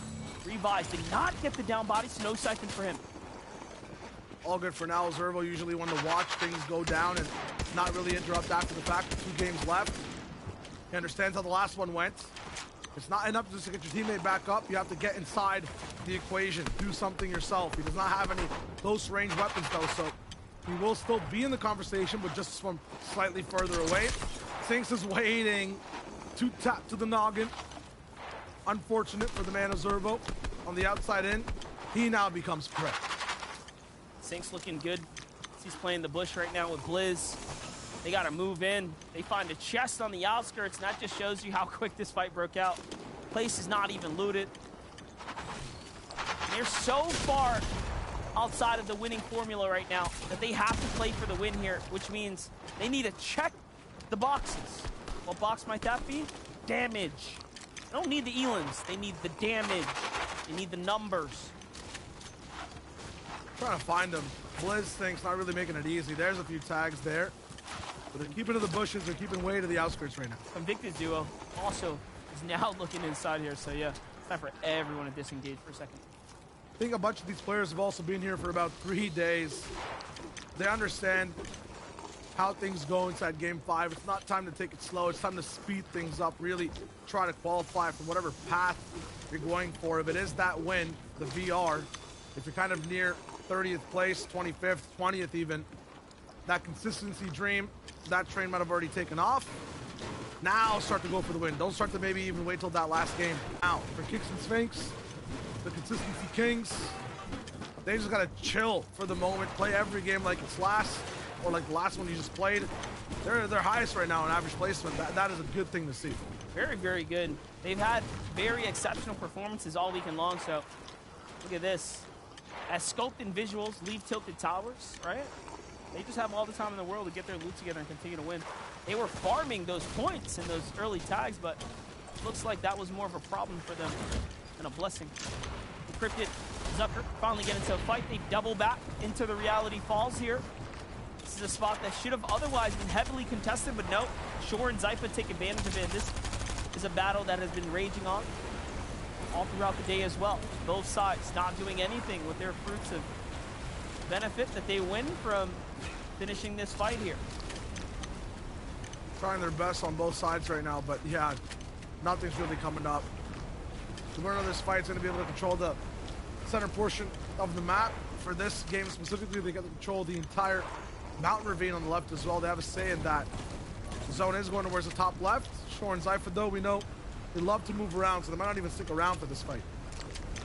Don't forget to follow the new FN Competitive Instagram at FNCompOfficial to keep up with all things Fortnite competitive. Plenty of content pieces, highlights, and of course announcements and what's to come. How about you? But I'm looking to that FNCS Invitational. What's to come? That's going to be an exciting one. It's Flash want to be there too. I mean, 15th place right now on day 3 by game 5. Lots of numbers. What I'm trying to communicate is this duo is in trouble. They cannot go down now. Yes, they're shoe-ins for wins as well. Flash and Pam still work best when they control the narrative around them. They have a little bit of a sense of peace and sand. Unfortunately, though, the shield's getting cracked on both sides. That's Nsiki Sounds. They're pushing into the box, trying to stop the French-Canadian dream. Before it even gets conceptionized, this is tough overall. And Polo's here too now, so 3 teams in the fray. One of them is gonna have to move out of the way. This is just an absolute bonanza over here at the spot. Nets and Siki know better, though. Look at how they back off so quickly. They're like, all right, we could take on 2, but wait, you didn't finish that other fight? All right, we got to get out of here. A little too much going on. It's not worth our time. Pamsto and Fast probably thinking the same exact thing, like, what did we just rotate into? They are not one to usually rotate right into a team. You saw game 1, excellent strategy, using the distance, the tags, willing to go for those open exchanges and then steal their way back into the game. Pamsto and Fatch have had a little bit of a bad opportunity present itself after game 2. That Maxo landing on him and really killing the momentum there is the problem. So see if they can bounce back from that mental hurdle. I think that's really all it is to overcome right now. It's just that mental hurdle and also the pressure, knowing we only got 2 more games, man. We got to win. We got to play very, very well.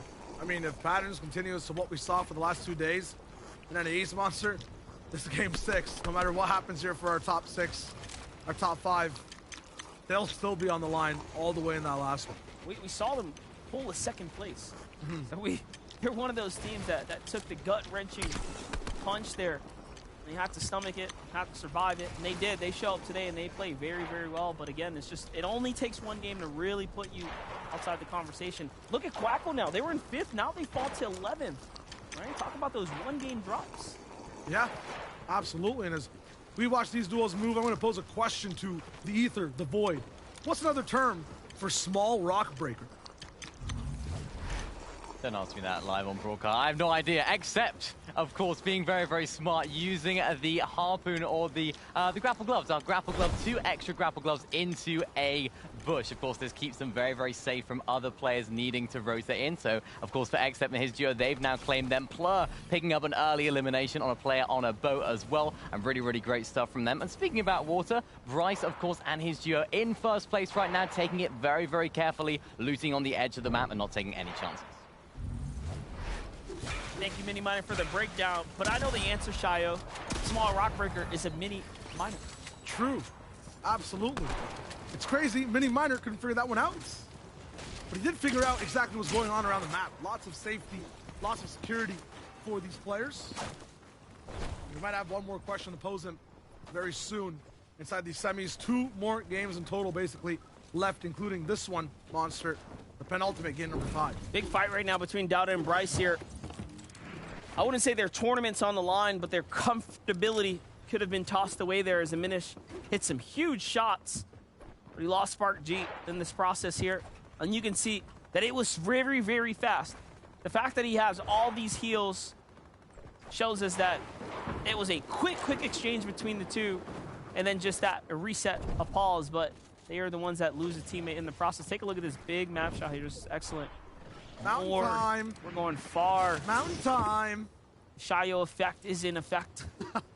Don't worry, I'll be sure to tell him, or not ask him, where he thinks it's going. Curse the zones. Curse the zones.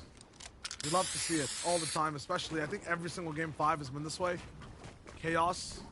Chaos. Game 6, even more chaos. Upset. I love it. Reality Falls, Shadow Walkers. I mean, we saw these guys big chilling before in the fights. They're in 6 now. We got to move now, too. I know they hold the line as to who can qualify for the moment. I think the big issue for them in total now, though, is how do you just maintain control? You have the pressure of playing your game, getting your damage, but now also being in that top 6. Top 6, the prestigious spot to be in right now. Great opportunity for Walkers and Shadows to actually farm tags in the area. I don't think we've seen anyone successfully use this position here, but that's what happens when the zone starts pulling north. Teams have to more or less go past this area, and for the most part, no one's looking up here. There it is. They're going to use that natural opportunity to rotate out. Indecisive, though. They don't want to be floating around here. It's crazy how much they don't trust this area at all. At all. Could be hiding in the mushrooms, could be on the backside of a hill, up in a tree. No idea where players could be. Nosh and Jack in their same spot. A 2-man base. We've also been in the same spot on Twitter for a while as well. FN Competitive, if you want to stay up to date with all things happening inside the scene. Jack also wants to make sure on his screen there's nothing out of the ordinary. Going over to the gas station, filling up on metal and brick. That's what you love to see. And I will say my favorite thing about the comp Twitter and Instagrams is, you know, once a big moment happens and you get caught up, they also tag the players. You can literally find the players themselves and get along with what they're posting. Most of the Fortnite scene, they post awesome and excellent content, so definitely check out FN Comp Official, the new Instagram for the Fortnite competitive, the first one, the only one. Accept and Snake are also going to run along here. This is going to be a tall task to get into the zone. So far away for some of these south teams, but they're actually giving themselves the space now to walk all the way there. Haji and Sus also looking for their chance to own the zone now. They're in there, but do they even have claim to the builds they're in? With 86 damage above, I don't think they can stay here comfortably. At some point, if nothing changes, they'll have to force the fight somewhere around them. It's a tough loadout to force that fight with, as they only have a combat SMG, at least for Sus's perspective, right, to work with here. On the side, big knock. Although NPen and Mason are clear of the surge currently, doesn't look like that's going to last very long. Mason is down. Zypha and Shore recognize the weakness of the box, but more worried about the storm right now. And they loosen up on the pressure here. Mason and NPen might have just been gifted an opportunity to this game, which is crazy because they are on the line for third right now in Game 5, which is such a pivotal moment in the tournament series, if at least they want to just move on through consistency. Ozone and Rapid are going to be mad about that because they want any team above them to go down, NPen and Mason being one of them. Still only one tick of the storm for where Mason is. They'll pop the med kit. They'll be able to rock into those slipstreams and get exactly where they need to go. NPen going to be low on white HP though, because I think they only have one med kit. He's been tanking that storm for a while. 400 damage above for this 9th place team. Ozone and Rapid, I'm loving the improvement overall, day to day. When we first tuned in with Ozone, every single game, this man was my homie. I could rely on him to be bad on Surge, so we could watch an exciting fight. Now, I'm kind of mad. Our friendship's over. He's figured out his Surge issues. He's no longer on screen. He's doing just fine. I'm sad, Monster. I want my friend back. I get it. I get it. Let's watch a replay. Let's catch up. Bezo and Curly Baby, man, are storm fighting warriors. They just love being in the storm here. And they win almost every storm fight. That's the sad part, because it's clear they know how to battle. The difference for them is get out into the safety as opposed to taking all these battles here. Plur walks into the wrong team. Bobby already down to the hands of Curly Baby. Bezo and Curly Baby are quite literally feasting off the siphon. That's the only way they're going to heal their way out now. The Plur has more problems. All right, they decide not to stick around. They're going to go, but Plur puts some damage down, and now he has the full advantage here. Just moments away as the storm starts to tick. Yeah, he's got a little bit of heals as well. It's not going to be too much. Throw that can away. time to get active with this. Fazel's about to get knocked. That's the Thatch, so Fleur doesn't even get to have the credit for the damage he did. Huge, too, because Thatch needs these points to stay all the way in. 109. Curly will be able to stick this res. The shots will keep coming in. I don't feel like there's a chance here. They're going to have to do some chain res type of situation. That zone's about to start taking it for 5. That was a crazy shot. I'm happy I wasn't in the middle of drinking water or something. Literally just gasped out air like, whoa. Tahi and Bank high ground. One shot, one appearance. It's this weekend here, this Sunday. Tahi and Bank have pulled up. They played pretty okay. Currently in 10th, another team that has slid down just a little bit is Quaco and Plupid, but can they change the tides right now? This is a huge elimination potentially in front of them. Mason and Enpen were also weak from the storm. Don't forget it. This knock is going to go to them, so they will get the Siphon. A huge 2-shot shotgun tag right there is just going to crush that opponent. And down goes the heal. So this is where it starts to do a lot of damage if this starts to close here. They really have to beat this storm. It's going to ramp on up to the 5-tick. They go deeper in, though. They want to play a different type of rotate here. I don't know if that's going to work out. I don't think this is going to work out for Mason either. I don't know how he got away. Res over and over again. He's following So, and he goes for a shot too. Unfortunately, as he takes out his shotgun, someone else takes out his confidence with a few shots from long range. Down to just forcing out these bandages. He's not gaining any ground whatsoever. Trying to follow Enpen. He lets him lead first to have a few builds to hide behind. So's also been kind of stopped over in time. 5-tick now. Enpen melts. Mason burns. Snake and Joe take him out. Now, big problems on the horizon here. Teams start to fire in. Lucky for them, the zone goes just to the north of them, so this should be okay. They have all the heals to sit on top of. Enpen and Mason deliver tons of shield. Not really a lot of whites as we saw. Not even too sure if Quaco even made that one, because they were swinging so wide. They only have Flopper, so it was rough for them too. This might be 2 games in a row now that are going to affect their standing overall. Smite and Larson have a real opportunity now, as a good amount of the immediate competition has been taken out. Snake is going to fall there too. Snake was inside the top 10 to the hands of Chewy. Big leaderboard implications at play right now. Okay, so a lot of our teams that are either well within top 10 striking distance or on that 6th through 10th have now fallen. So keep it close. Wanted and Rihan. Gonna be one of those security checkpoints into getting into this logjam Lotus zone. They're not in just yet. They want to see what other teams will do. Don't want to mace mats. If they start to move, we'll be forced to use them if everyone else is waiting to take a few shots. Surge, there it is. The warning active. When the zone closes in at about 58 seconds, it'll start to strike. Rayhan wanted. They're making sure all their shields are up before they actually make this move. With the match weak, it's going to be tough for them to be able to survive this one. For Freeze and Serbsky, they've always moved downhill to where they need to go. They've always used the zone as well, playing around with time. It's been very unique watching these guys the whole day. Fortunately for them, they're already in zone. Things are looking fine into going into fourth. Unfortunately, though, they're not going to be able to move late anymore in a zone like this. With water, high elevation in play as well, you need to be fast. This is a slower team in these moments of the game. I wonder how they adapt.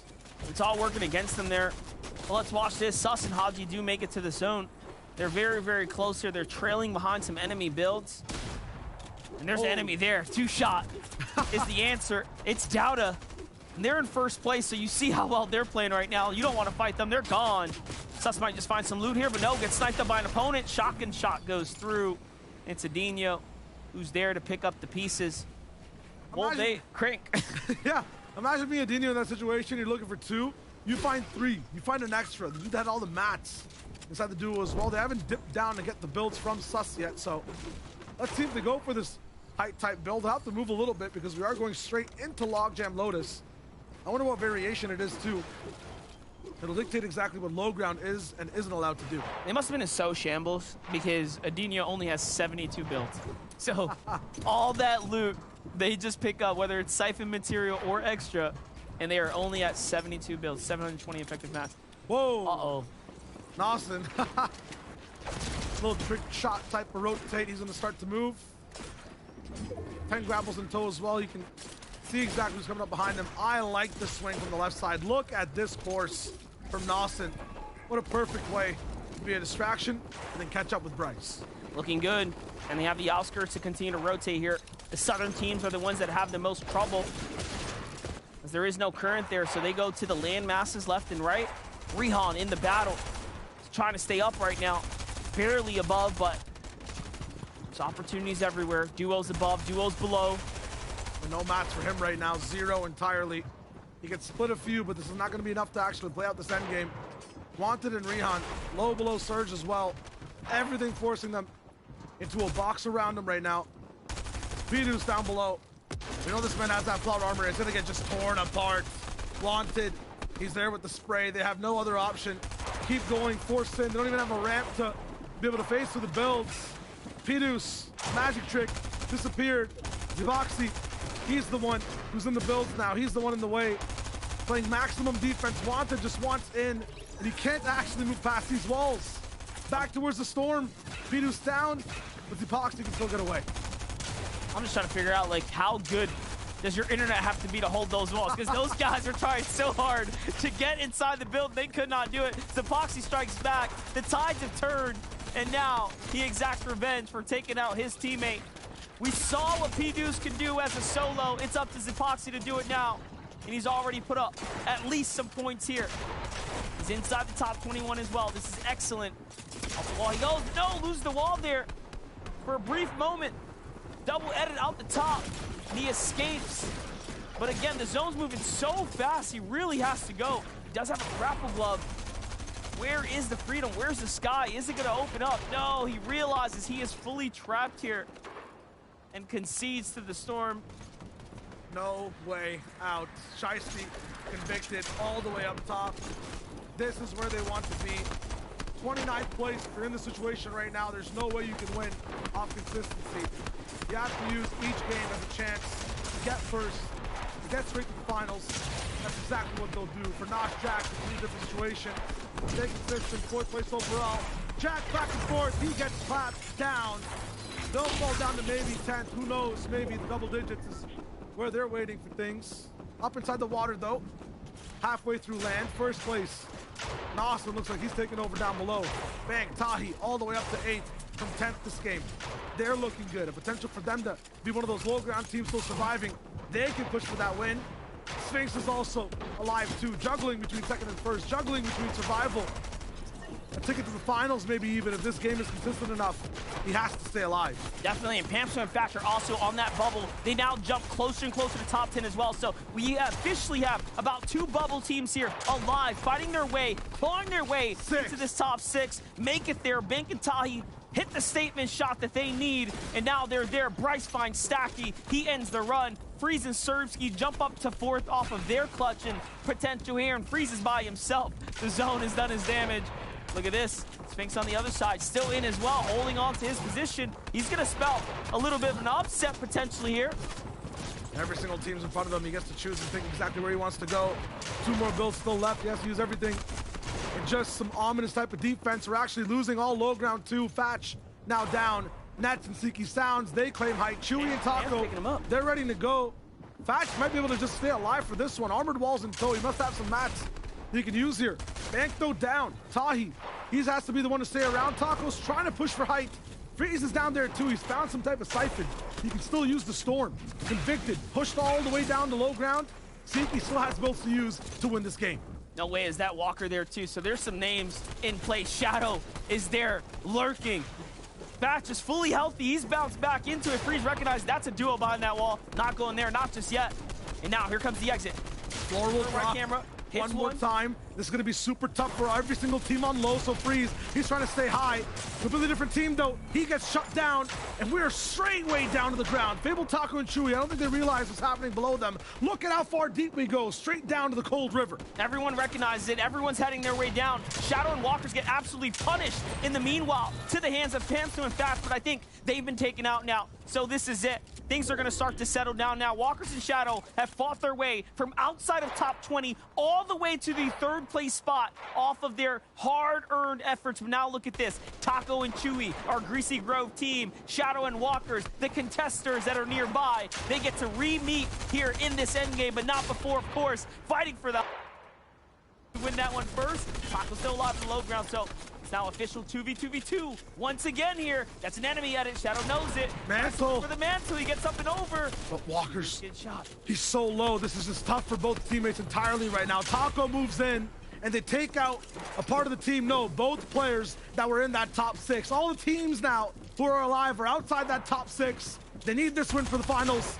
Both these teams are pushing for it now. High has to have no material. Down they come. This is it. They only have a couple more to work with here. And limited ammunition as well. It's going to come down to this last and final engagement. It's all in or nothing, or this game's over. Chewy and Taco want to fight back as well. They're not waiting for them. They're pushing back. Nets gets edited on, and down he goes. Chewy's looking good. The side shot, too. And he wins the game with 7 eliminations. 2 long days for Chewy and Taco. You love to see it. From Greasy contested to Greasy not. From the skies to the grounds, they're going straight to finals. And a low ground performance as well to overcome the mountain that was Shadow and Walkers there. It's been a clash. It's been a long, long weekend for them. Yeah, they tried to go for height as well. Gotta respect that. To be able to stop, stay down, have the masses keep pushing, have the resilience to fight 3 teams, and take out all of them while staying alive. That's huge from this duo. Not only that, they overcome the other issues throughout the days. Congrats to Game 5 winners,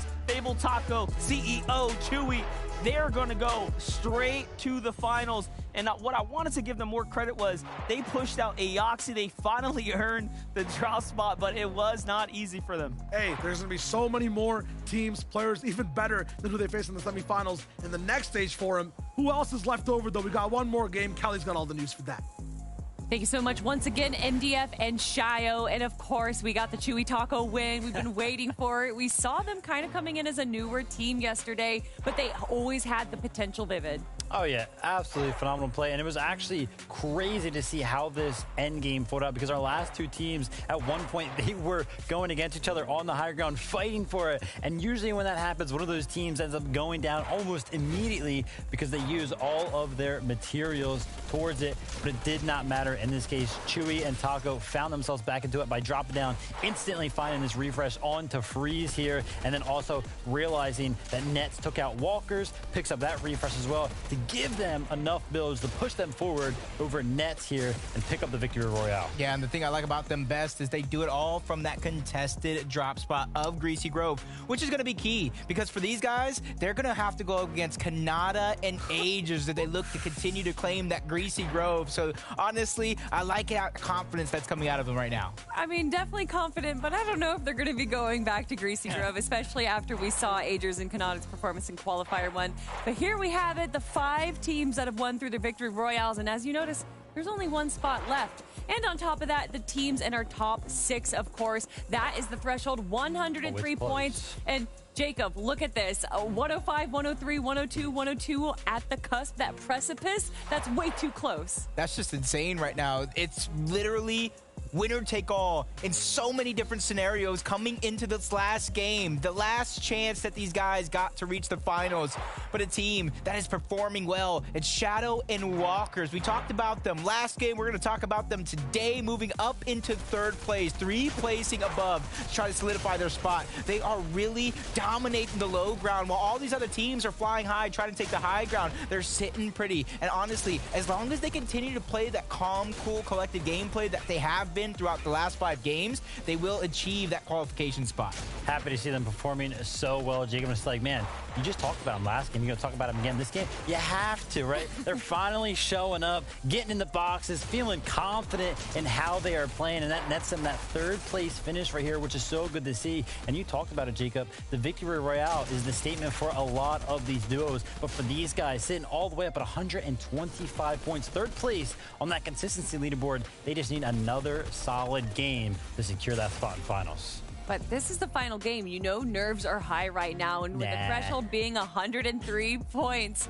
And you can see these teams still jumping up so many placements. Tahi and Bank, the new team coming in today, jumping up into the top 6, 5 placement points up. Pamsto and Fatch, a team that I thought we were going to be seeing in the top 6 a lot more, now finally jumping into our top 10. But here we have it. Even the teams all the way to Xset and Snake have a shot here, Jacob. No, they do have the most legitimate shot. Almost anybody, I would say maybe in the top 14, maybe top 15, we'll cut it off at 80, has the best chance to qualify through consistency as long as they get into that top 3 position with a few eliminations. Yeah, it's really, really tough now. Going into this last game, Storm Surge is still a factor, Jacob. So let's go ahead and break down how some of these teams, I'm trying to go over there. Don't go anywhere. Actually, I'm going to stay right here with my great friends. I don't want to leave them. But let's break down Storm Surge and how that ends up going through. Stage is purple. Let's go ahead and talk about it here. Now, I want to take a look at a team that's going to be putting themselves right to the south of Tilted Towers. And this is such a good position for them because, Jacob, right in the middle of the map, we have Loot Lake, which a lot of teams do not like to rotate towards. No, they don't want to rotate towards that Loot Lake. So a lot of them are going to go towards the left side, or they're going to choose to go towards the right side. But because they're already positioned over towards Tilted Towers, that allows them to get a good amount of high ground and a good amount of pressure on everybody moving in from the south. But we talked about the high ground. They got visuals on the east as well. Since nobody's going to go through the middle, there's another team positioned there that is also going for that surge. So that allows this team that is towards Tilted to really just rain down shots from above. And here's some examples that you're seeing. It's Sphinx and Kicks, and this is what took away the fun from Shio. Yeah, and honestly, you're thinking, like, how is this duo able to do this, right? And in such an aggressive format with this new Storm Surge, like, how are they able to just get these tags? Well, that's because the lobby right now is ever evolving. There's actually less players in it right now,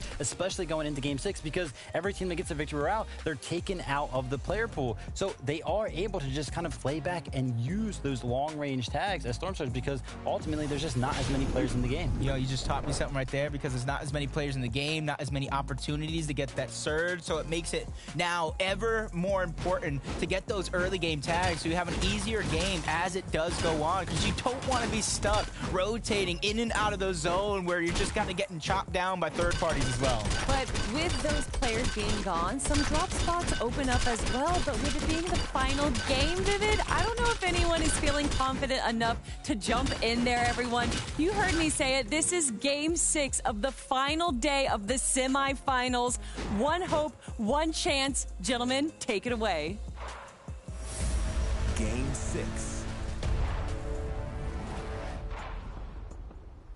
We're in Game 6 territory. This is it, the end of the line. Time to really figure it out now. There's only one more chance. Every team, their dreams can still be achieved in this one final game. A chance to make it to the big spot, the big show, the NA East Finals. We know how difficult that has been. The standings are so incredibly close. Jacob put the fine number on it. He signed the contract there. He said it's 80 points for us. Yeah, that's all it is for some of these teams. At the same time, when it comes to the format, Victory Royale takes you there too, and the chance for that starts now. Let's jump on the battle bus. Let's take it home one more time for the semifinals weekend here. It's been quite a day. Our performers are, of course, the players. It's been so fun watching these guys compete here. But again, conversation is only just beginning. For some, the journey just starts now. There will be one winner, 6 players moving on, 6 teams moving on via consistency for their chance to fight for August. And that, of course, will begin a whole new chapter. Absolutely, and that's where you see some of these guys rolling in. So many weeks to be able to review exactly what went down, so many weeks to study all the players that are around, all their histories as well, all the spots they could potentially go to. So much open all the way in the finals. Free Serbsky, they're in that top 6. They're looking to hold on to the spot if they want to make it there. Let's watch it, though.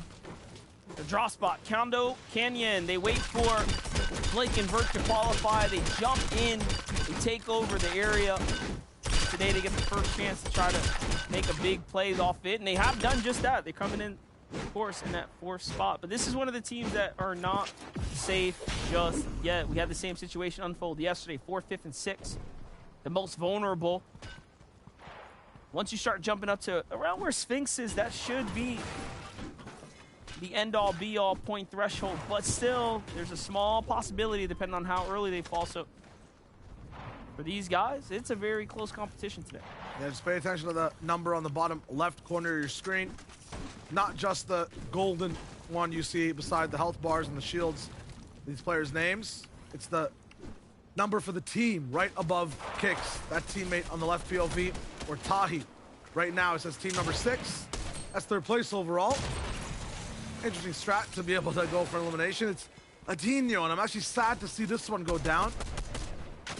I mean, Tahi and Bangs, they can just stay consistent, maybe get into that top 6. They still need to survive and win this fight off spawn, but Capaholic, Adinho, they needed this win. They won't have that chance. This is the end of the road for them in the NAE server. But you know what? Respects to them. They almost had it. They were so close to seeing their first FNCS Finals appearance. Try next season. It's all about continuing to stay consistent and compete. We're here to celebrate all of our players. So congrats, man. You guys really put up a performance, you know. Those 3 games you had, go review them, look at it again, and continue to improve, man. Being in that spot is huge. Even 4 or 5 games in that spot. Right. You just have height. You make it to 7th, 8th zone. Lots of placement. Look for those conversions. Spark, he pushed that one game. Showed us just absolute childlike wonder in terms of how an aggressive spot kind of looks. Nets and Siki, I feel like this is one of the last duos left. Every time I'm watching them, they're both alive, helping each other. If one goes down, there's more than 300 damage being pumped out as that man's body falls towards the earth. This time it was Siki. Last time it was Nets. They're only netting 13th, though, with this type of strategy. It's kind of slow. It might be too far for top 6. It might be the win. That's exactly what they need. Let's not forget, they missed a win opportunity. One of the few teams that had a chance, that were in using those end games. They couldn't capitalize. They get taken out. They get dropped. Wanted and Rehawk just shy of our 6th place team. A couple elims separate them. You can see that 7th place number is completely tied up for multiple teams at 102 for Nosh and Jack. They have the full entirety of Tilted Towers today, as there's no Acorn and Edgy. And also they get their usual outside draw spot. So I'm actually surprised they're probably not doing a little better, a little bit higher. Shadows and Walkers, however, have really impressed us. They don't go for Greasy Grove. They instead stick to their drop on the outskirts here. And I love that they did not change it up. They're able to lock it in. They are in 3rd. The only scary thing right now is sometimes it looks like they're in trouble before the end game starts. Usually they end up locking it in. They get out of the tough spot with everyone being that much more desperate for this win right now. Everyone being so much more hungry. They might not be able to get out of a tough spot at all now. Fatch and Pamsto, the amount of teams kind of surrounding them for the moment. 8th place overall. They might need to just be in top 5 as well with Loxton and Maxo up and around them. I mean, they've taken over their spot, what, 2 different times? They've caused them so much trouble this game, and they're not stopping in the final one for NA East. Out of the 6 games, 3 now have been affected by Maxo and Loxa here, so that's 50% of their rounds. Hamster and Fatch have had to deal with this team. Right now, this team's hungrier than ever. Pierces some shots through the bills there. It's so unfortunate. It's going to be a huge setback for them as they have to stop and heal. Meanwhile, they're pinched in between the team in front of them. This is the worst position to be in for Pamstu and Fatch. That is the absolute worst position to be in. Loxton's looking for something big here. They finally clap back. The wall gets taken. Loxton's quick, showing us why he's made it this far into the stages. Not performing the best today, but still a very, very great player. Now, Pamstu and Fatch double back the way they came here. So awkward for them. This is going to be so tough. Maybe the biggest hurdle they're going to face this game, besides maybe a 2v2 at the end. They had an entire plan to get towards the zone, It's so fully south, the bottom left, the complete opposite of where they land, and now they have to double completely back and find a new way to attack the entire island. And they wasted metal, they wasted brick, most importantly now time. This is going to be a very, very difficult game for them. To come back at this point, this late into the early game, it is going to be very difficult. And look how far south this zone is. Yeah, look how far Ozone and Rapid have gotten too. This is the team directly head-to-head with Fatch and Pamsto right now. They're already in zone. They're already looking for damage. And look at what they have set up. 12 splashes on Rapid. I can't even imagine what Ozone has.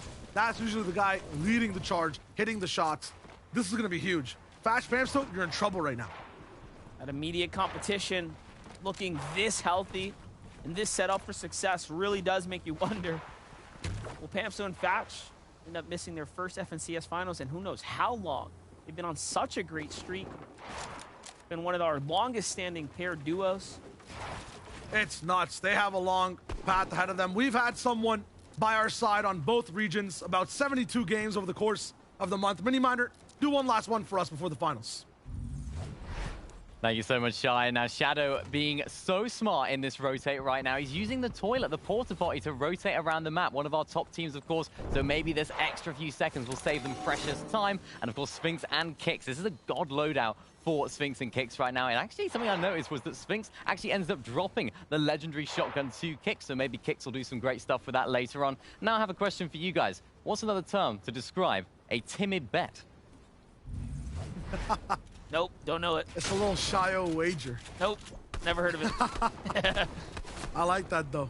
I wonder how long it took them at the back to come up with that one. Well, there's four people back there. You got Zeke, Kelly, Vivid, Miner. They're cheating. I'm looking at the board. It says too long. Big shout-outs once again to Mini Miner. The amount of work this guy does behind the scenes, you don't even understand. Like, the regions, the knowledge, every single game of Imagine Monster, finding the important moments. This man scouring with 9 TVs. I saw him backstage. He was growing 4 more eyes on the sides of his head. More fingers as well than any person I've ever seen. Gotta get it checked out. Know. It's actually slightly disgusting. I'm not gonna lie. Don't know if he's human. It's off-putting. He uses 2 phones on each hand. That's wild. Ambidextrous is what they call that, I think. I don't know how you split your brain in half like that, but okay. Larson and Smite. Here we have it. Early game rotates. They're trying to get in position. A team that can do this. Serviski and Freeze slip a couple spots, but they are here. And now they're sitting right underneath the base of some opponents up above. And look at this. The fact that they have no brick in the desert have shown us that they've been here for quite some time. There's so many deposits here. More often than not, it's the first thing that you have capped in the, of course, the first that you use here. So you've already used it. We're looking at every possible circumstance of where this zone could possibly go. Not Synapse Station, slightly north of it. If you ever get a map shot up where we see a little bit more of what the center of the zone looks like, I can describe the worst case scenario, and we can see if the zone actually it's too early. I already see it. I already feel what this zone is going to be like for all these players. We'll get to it in a sec. Right now, we're looking at the outskirts. Serbski once again still trapped. Him and Freeze, this is business as usual. They wait a very long time and sometimes just breathe in the toxins of the zone as they move forward. They like riding it in very, very late. I don't think Meow and Violets are used to that. Yeah, DeQuentin and Billets here now starting to push in. Serbski and Freeze jump down. They don't protect themselves. It's very risky. There, they make it behind cover. Still get tagged a little bit. Now the difference between here and before is, I was going to say, they're sitting on very weakened builds. Those wood builds, easy to get attacked on. Villets and DeQuentin are recognizing right now that they absolutely do not have tags. They must have not gotten in the fight at all. Probably no chances to trade shots. And they're like, dude, before that 30 seconds even tells us we need a fight, we know we need a fight. Absolutely. We're fighting you. And you're in 4th place. You are not safe yet. This is the worst case scenario. A desperate team.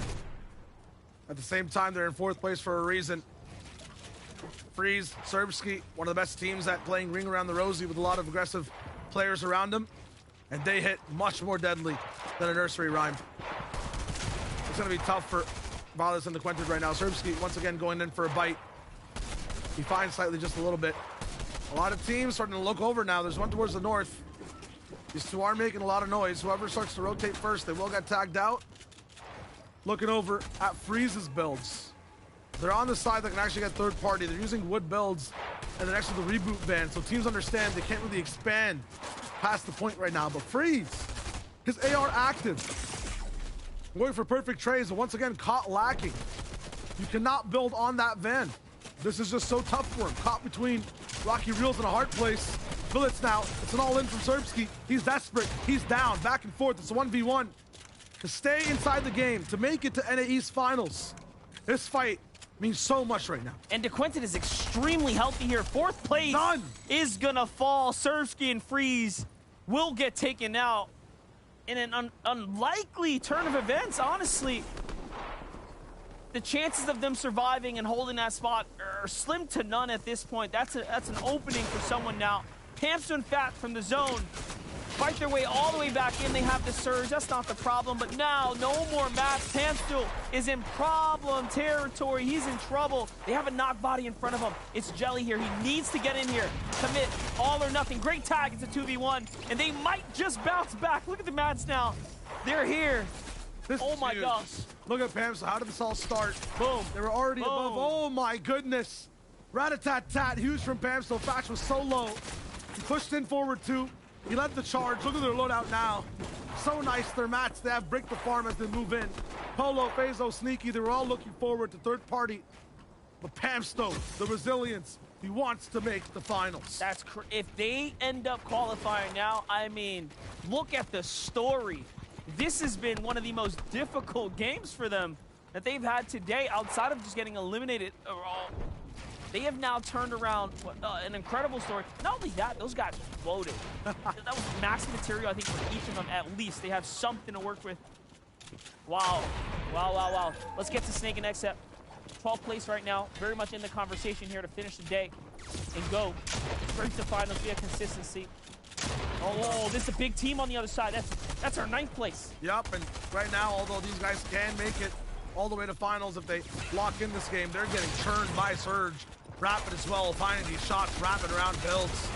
It's too much to handle. Spark on the left side too. They're surrounded by Surge. They're surrounded by teams that are down atrocious. They have to hold on. Maximum defense, center circle. The onslaught will not stop. Rapid is still landing every single shot. Snake now down. Spark on the left side. He's looking for any extra damage. It's tough. A minish on these walls too.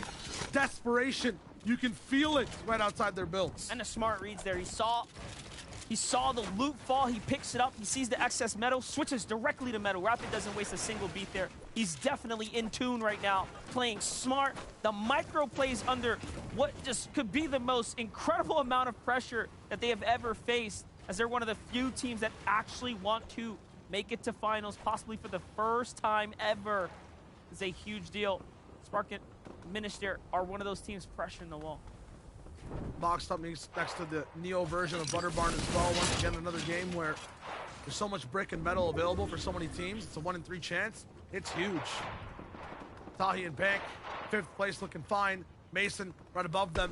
They're staying alive. This team has stumbled, fumbled almost every single game, all the way to 6th. But they're here. They're holding on. They've caught their balance. They've tied their shoes. And now it's just a matter, do they have enough soul in the sneakers to continue the walk? I mean, check out these kicks real quick. They look good. They look strong. 600 damage above. They look expensive. The thing is, though, this team and the one we saw before with M-Pen and Mason, they keep getting split apart. This is FNCS duos. You can't just bank on solo performances game after game. What is the meta we're watching in these endgames, Monster? One high ground team. They live. A duo down below is the only thing that's challenged and stopped high ground every single time. It's more often than not because it seems like the low ground teams are really taking advantage of the fact that they are picking up the siphons. Yeah. The high ground teams are so just low on mats and desperate to find anything. They're just coasting. Absolutely. The one thing that I haven't said in any of those circumstances is solo. There's never really any solos that end up going for that big win. Yes, they might end up as a solo in the final 2v2. We have very niche circumstances across both regions where a solo can 1v2 all the way in the end. But the pattern we're watching is 2v2s, You need to keep your partner alive. But never forget, only D-Roller can 1v4. You watched it here this True, weekend. actually. True. Incredible game. That was just cool. What was that, game 3? Yeah, I think that was the one we just watched. Yeah, put that one in the books, man. The 1v4 D-Roller and Knifey. Wild. Top 7 for Nosh and Jack right here. 300 damage above. Long rotate put out in front of him. This lobby starting to thin out, though. Players impatient. Long day of Fortnite. Shadow 1X in the meanwhile finds Shiesty. It's going to be a big one there. 7 different teams have to move from that spot. How do they get there is the question. Nets, Siki, it's trouble, but they survive once again. They want it so bad. They can't go down. Consistency not an option. What is this? Shadow Walkers, desperate, but their damage above. Why? Because they can hear. There's a team in here that's not looking too good right now. Surge striking them. This is for Elam points. 130, convicted down. Shiesty, delete it. Shadow and Walkers up to 3rd. You know they're feeling good right now. That's a lot of points to pick up here when you're coming in on 3rd place. That could be the deal maker. That could be the seal on the envelope, the stamp to ship it, to mail it away to finals. They put their name in it. It's so close. They need to get the 130. They need to survive. Every time, though, on NA East specifically, so many teams end up holding on and rising to the top. Tiebreakers that break hearts. People who you wouldn't expect hitting that consistency, popping off all the way, taking a spot inside top 6. You want to stay alive as long as possible. Here comes Smite, Larson, 11th. They were so close. They should not be here, but they are. Double grapple and tumble in the air. They're looking for their next spot. It's safety inside the zone. No points earned this game, though, outside of the placement. That's my biggest worry right now. And they're 40 below the surge here, so no elims equal no refreshers. They're just playing off of whatever it is that they started with. Rihan and Wantadote. It's not looking good. 64 below. Very low material. Not much to work with.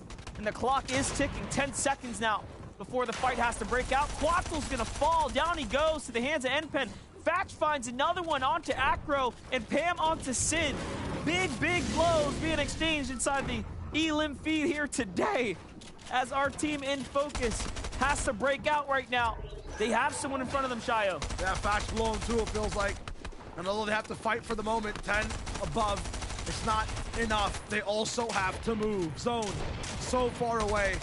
Everything stacked against Wanted. Everything leaned up against Rihan. Can they push it all off? Let's see it. They have the wall. They have the edit, but no. Out to taking it. They decide to wait here, as they do have to rotate as well. But only 9 mats. What do you actually do here?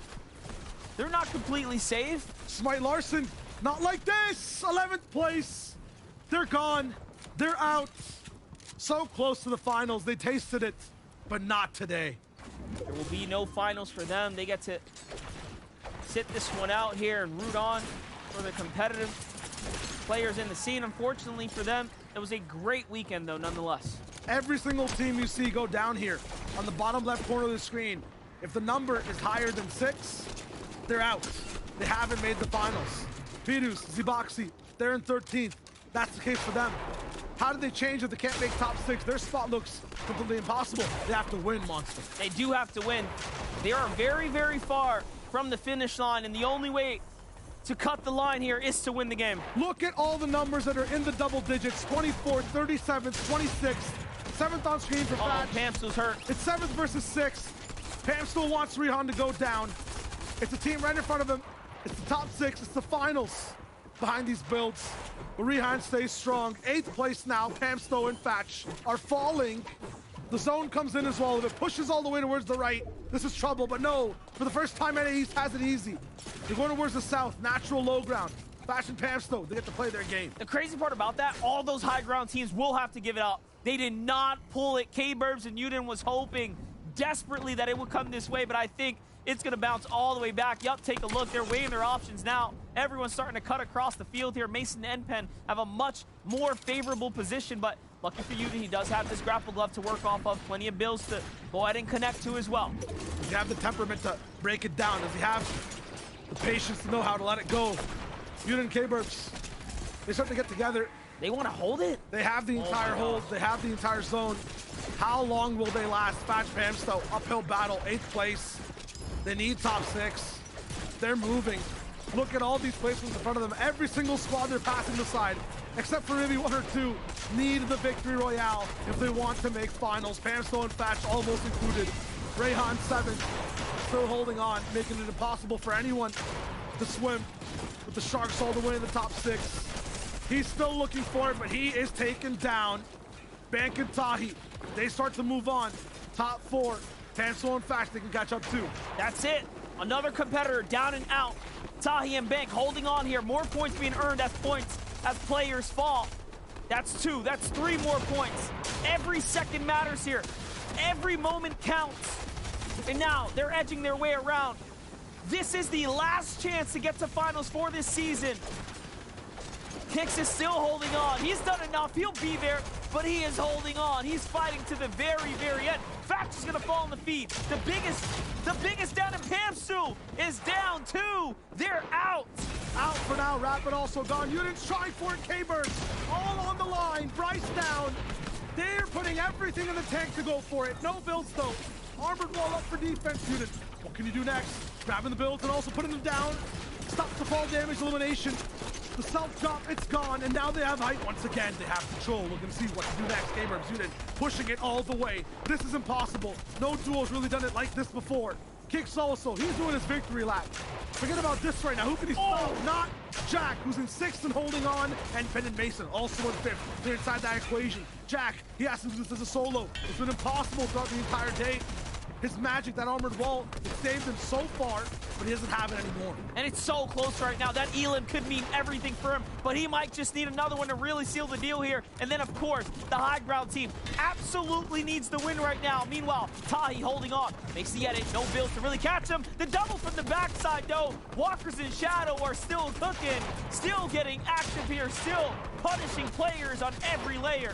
Jack needs like 5 more points to fully secure this. He's really trying to go for everything, but melted by the storm. That's a problem. Inside the top 5. Who can maybe surpass it? Go now, everyone going for height. It's the only way to win on NA East. It's chaos, but he gets stopped. Who's up next? It's Crackley. It's Joe. They're not stopping. Brick all the way towards the skies. It's not done yet, though. Desperation in the sands. No one wants to sink. It's Shore. It's Zypha, but Zypha's no longer alive. Epoxy, he's also moving all the way towards the top, but Shore puts him down.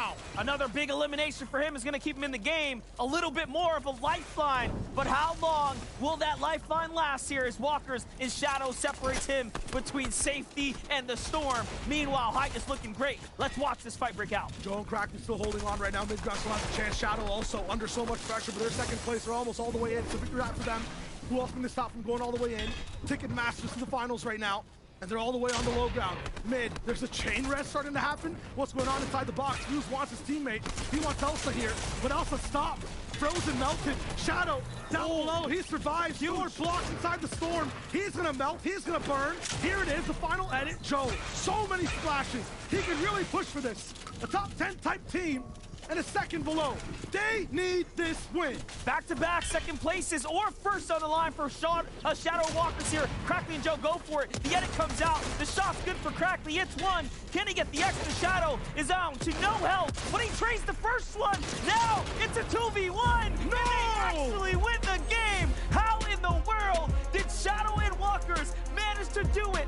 They refuse to not make it to the finals. Huge for them to elevate all the way towards the top. 2nd place overall. Does that mean the top 6? Absolutely thrown off the chess table. Everything goes into chaos. And if you were on the bubble, if you were holding on to 7, if you were past, maybe even Fatch, you actually have a chance now as Walkers in Shadow do the incredible, do the unthinkable. They win this game. Look at how much health Shadow has. 1 HP. Walkers hits the biggest shot, and it's the perfect backup, and they will win game 6. And that, my friends, is a highlight moment. That's just huge. Either which way, whichever fan you were in that last fight, both teams gave it their all. It was definitely an explosive game. We're going to leave some floor room for Kelly and the crew, though. Thank you so much, MDF and Shio. And shout outs to that cast. And in fact, the cast that we've had all semifinals long. That right there is 17 games. I'm sure that they are just as tired as the pros that completed today. But a team that can rest a bit until we go into our August competition, well, it's Shadow and Walkers. And you know, they had second place already, but they wanted that victory lap. What a run. We saw a stat fly 25 points today after the first 2 games, now ending 150, 160, all the way up there. It doesn't even matter, 1,000 plus, because they close it out with a victory royale and stealing the dreams away of Joe at the end there. It looked so close. 10 HP was the difference, but they really just figured it out. I don't know what clicked after game 2, Jacob, but they were on point afterwards. Not only did they steal away dreams, they're causing nightmare after nightmare for the rest of the lobby, and they don't even need it like you're talking about. They already have their qualification secured, but they just proved that they not only have what it takes to get into the top 6, but to take that victory royale as well. But it's so important. Look at this, 10 HP. 10 right there. Gets the siphon and comes through, bumps up to 60. That's how close this game 6 was. And by grabbing that VR, they opened up another spot in the top 6 for those teams that were on the bubble. And we saw in Zone 8 that there was a lot of those teams there. Yeah, specifically Jack, right? Shia was talking about it. He was in the zone with his grapple glove trying to clutch it up. He went down in 5th. I don't know if he has enough points, but Shadow and Walker's getting that victory route in first place could be the difference right there.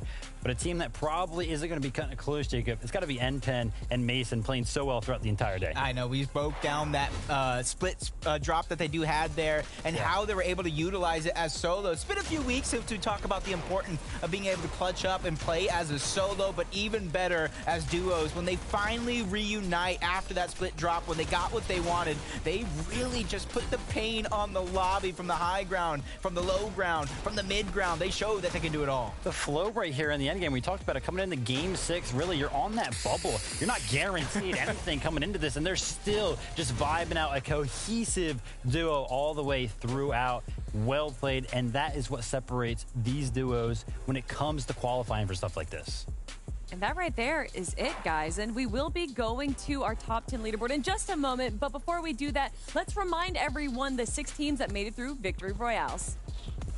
Absolutely. The 6 teams today, I mean, the energy, the action, this being the last moment. Dijon and Pledge, they started it off, and this one we had all our Titans in the Game Stone Monster. They were the first ones to make it out. Listen, between D-Roller and Game 6, Walkers and Shadow, I don't know what was my favorite, but those 2 games right there were so memorable for me. Yeah, they really were. Of course, D-Roller getting the beautiful play with the gas station, of course, exploding. That was just genius. D-Roller, you are incredible for that. Of course, we can't forget to mention Elite and Glaze, of course, being really, really patient with the way that they won on low ground. I think we saw a lot of low ground wins today, Shia. Absolutely. Keep it classic as well with Slacks and Clarity G. You're talking about old type NA East. This man showing us a nostalgic 1v2. So much fun to watch. Taco and Chuy, though, Monster, you called it one of the teams that has to win in that game 5, and they did it. And there was something about that team. They were playing so consistent yesterday. They had many, many opportunities to continue to shine here for us, and today they do manage to do it. But they're going to have such a world of problem now leading into finals. That draw spot, we know who's there, Kanata and Aegir, so it's not free. They might have to switch up the game plan. It's not free at all, and of course, this is Chewy's first ever final, so congratulations to you, Chewy. Well done for making it there, but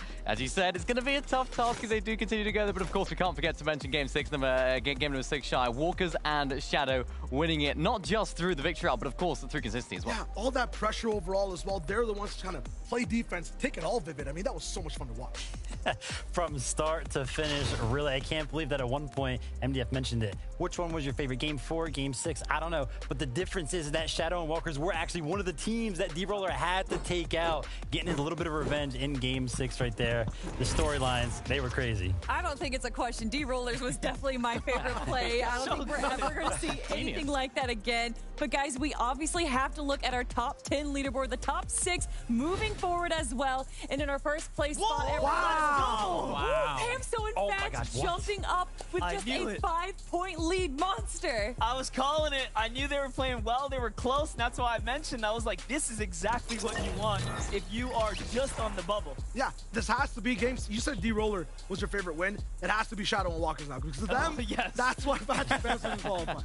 It is so good. I mean, that was unbelievable. And even look at the eliminations here as well. We're looking at Tahi and Bank. They only had 11 eliminations throughout the whole tournament. So consistent from them. 105 placement points for this duo. That puts them in 3rd place on just consistency in terms of placement themselves. So we've seen a huge variety of ways that teams have gone about this. Not just victory royales, not just consistency, but a difference in that as well.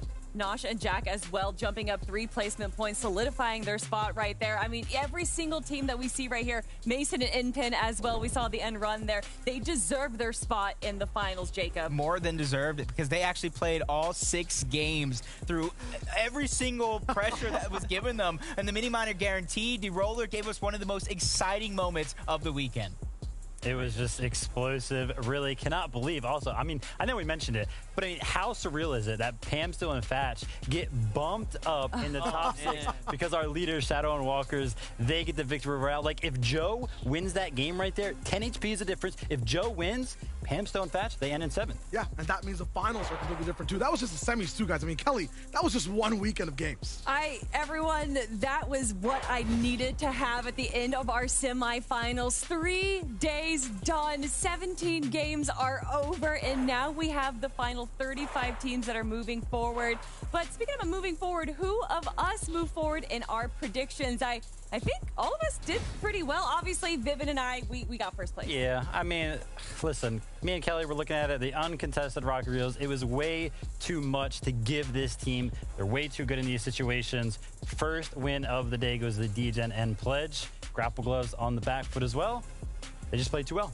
Absolutely, yeah. I would say I kind of already broke it down why I picked them. I was surprised they made it this far. I would say Clarity and Slacks as well. I was surprised they made it that far, but these guys have just been playing on fire. A such consistent game. Absolutely. Me and Jacob, we in the business right now when it comes to prediction. It's looking good, Monster. Hey, man, listen, I didn't hear you ask me for mine. So give me a shit. Don't worry about it. Keep it low key. Keep it low key. Wait for finals.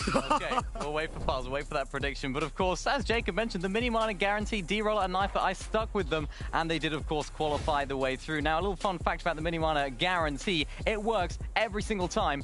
50% of the time. There you go. True.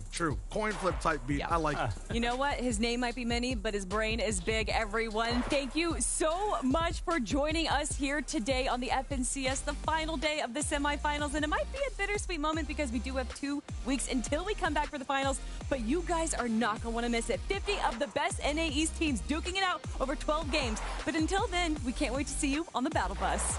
NA East.